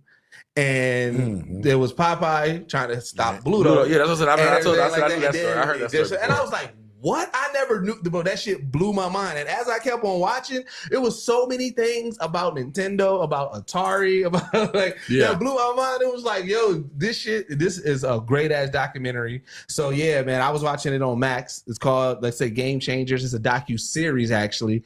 And like I said, the 3 episodes, like I said, it's Mario. It was The Atari one. I forgot what the other one was. There was one in between. Oh, about Joe Montana football. It was about EA Sports. It was about Madden and how Madden became, and then the rivalry between Joe Montana football and everything. And it was just like, bro, this is my style of documentation. So yeah, I love documentaries. So if you like documentaries, go watch that on HBO Max. That's I'm my actually surprised you didn't talk about Kendrick's album. I really psyched that. That album's fire. But I didn't want to go. So I was, but then we got into that whole. took up a lot of time. And I feel like Kendrick would have took up a lot more time too. Yeah. I'll go ahead. I would recommend You Are Miss Servant. It's an anime. It's pretty fire. It's basically this kid. He hires a maid, and he doesn't know. Well, he finds out very quickly that she was an assassin. So like, she don't really know much about her past, but she a code assassin. And so, like, it's almost in the vein of, like, Way of the House Husband, where, like, they trying to do regular stuff now because she's really trying to be his maid, but she's going at it at the same intensity that she did being an assassin. So it's like, what's the name? I'm watching it. Spy Family. Yes. Also, that's another one. It's basically in that vein, like, she not obviously start off not great at maid stuff. Like, like cooking and cleaning and just anything regular life. But, like, so, like, things like if he, they had like the anime trope where he was about to get hit by the bus. She intentionally saved him from the bus, and that's when he realized like you kind of different. What is it like? It's something right. Something about you. Something about you. But no, it's a fun series. Mine is gonna be, of course, like I said, Zombieverse on Netflix. Reality TV show about some Korean celebrities who get dropped in a really real life makeshift zombie apocalypse with all of the bells and whistles. It's just really good. I feel like the more you watch it, the more you're just gonna be like, I really want to do this. Like I really want that. And then check that out. I actually came across an old movie that I think it's called Ethan Hawke. It's Predestination. Oh yeah. Yeah. I really enjoyed that. It was a nice little mind fuck. Crazy story. Yeah, it was a nice little mind fuck, bro. Like and it was like, and I didn't know. I'm like, so, and I kept kind of rewatching it. Like I kept kind of like, I was missing the parts. So I had to start over 2 or 3 times. Yeah, I never really understand what it was. Because like, and that's what I've discovered is like I'm in the space now. For some reason, when I watch movies, I'm predicting that shit. Like it's irritating. Like I can't just watch a show like a movie. You know what I'm saying? And I just be like, I already know the plots of this. Like I already know what this about to be. You know what I'm saying? And that one you can't. And that one I got like half of it. I was just like, wait a minute. I said, like, wait a minute. Wait. Before you got when you said it, did you say it with that same irritation? Like I know, and then they shot you. Yeah. So that really is you good. Because I really was watching this like, because in most movies like they do kind of give you that the ending is kind of in the beginning in a sense. You know what I'm saying? So it was like when you kind of watched it, I was just like, this what this movie about? Okay, I already know how this going. You know what I'm saying? And then it was just like one major thing that you like. Yo, hey, I love that moment. Yeah. I do love that moment where I'm like, I'm cocky as a bitch. Like, I know how this about to go. And then they show. I'm like, whoa, okay, all right. And then I actually went through the third one because I want people to go see Smile 2 because that shit was fucking. Smile 2 was fire. Great. Okay, Smile. That's on my list still to go. The Smile, like the fact that I don't know if it's. I mean, I went last week, but I'm like the fact that there's a Smile universe, and after watching 2, you will completely understand why. Yeah, Smile 2. Smile Demon versus the spirit from It Follows. But I mean, that's what I'm saying. Like if you ain't seen it yet, when you watch Smile 2, you will definitely be. It really does give that vibes. It follows. You be like, okay, this is gonna be a wild. It Follows. It's gonna you be never a watched wild. it? Nah. It Follows is crazy. Wow, it's wild. Trip. I ain't been watching nothing new, but I have been on my PlayStation Plus and just actively participating in those games. And I realized that they had the Arkham Knight on there for free. I had never played it. What? Yeah, so I'm playing that through for the first time. So not Arkham Knights. Remember we were Arkham we Knights. The Arkham Knight. The Arkham Knight. That's my shocking because PlayStation used to get out every time you would get a system. It was yeah. Here you go, fam. That's my favorite out the Arkham series. Outside of one thing, it's only one thing, and it's the Batmobile. Yeah, the mechanics. Yeah, mechanics and the missions. That's the only thing I don't like. But other than that, everything else I like. I just realized I didn't play the last Tomb Raider game too at one point. Like the very last one that came out. Like I had thought I did, and I realized I'm like, damn. Download that too. King. My recommendations is Bleach 1,000 Year Blood War. They dropped, I think it's 3 dubs yesterday. So check that out. I know a lot of niggas ain't, trying to watch it that intensely. And tonight is the season finale for From. Is it tonight? That's the season finale? Yeah. Oh. So be ready. Be ready. I know the season finale, but I'm definitely intrigued. I'm so ready for this. So, all right, but the OG recommendation, go to geeksetpodcast.com, check out all of our past episodes, buy you some merch, man. You know what I'm saying? The holidays, get your peoples right for the holidays, man. Get you some Black Geek merch, get you some geek merch, man. Get yourself right, man. Follow our social media at Geekset Podcast. We are also on the sky. We ain't skiing over there yet at the Geekset page, but we over there. Except Bacardi. Bacardi has not transformed yet over there. Maybe next year. Maybe next year. I'm staying at the top of the where I'm at in 2024. You know what I'm saying? That's fire. I didn't know that. Oh, that's the Batman today. Yeah. What I'm about to say, join our Patreon, patreon.com/geekset. Like I said, we got some dope things going. I've been putting together behind the scenes as well. So, you know what I'm saying? Just kind of, I want to drop there and everything. And I'm probably, like I said, I want to, if I potentially, hopefully, is get the Thanksgiving episode out a little bit early over there before I put it out on the main. Okay. Yep, and everything like that. Join our Discord, man. Just a whole bunch of dope people talking dope shit. But we 2025, we got a lot coming. And you know what I'm saying? Make sure you follow everybody's individual social media pages. If you've been seeing already a little bit of insight of what we've been cooking up. Kane put together some amazing content already on his page. Tripp has been putting together a lot of documentation on stuff on his page and everything. So follow all of us, because that's the way that you're going to really get everything. But as always, this is the only podcast that blend hip hop culture and keep culture together. And we are out. Peace. Bones, you already know. I got you, Bones. You already know. Oh yeah, Snack says she want that sweater. Oh, we all. The one thing that I absolutely love about the culture is that it's still embedded in Black culture. White geeks still rock Dunks or Jordans, and they also talk about Batman versus Superman. Batman and versus Superman is literally Brown versus Jordan. Dragon Ball Z, that my whole trajectory and life changed. Don't nobody talk to me, my shit is on.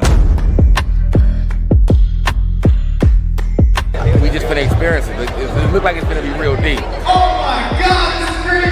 The elevation from where King Vader started to now fucking crazy.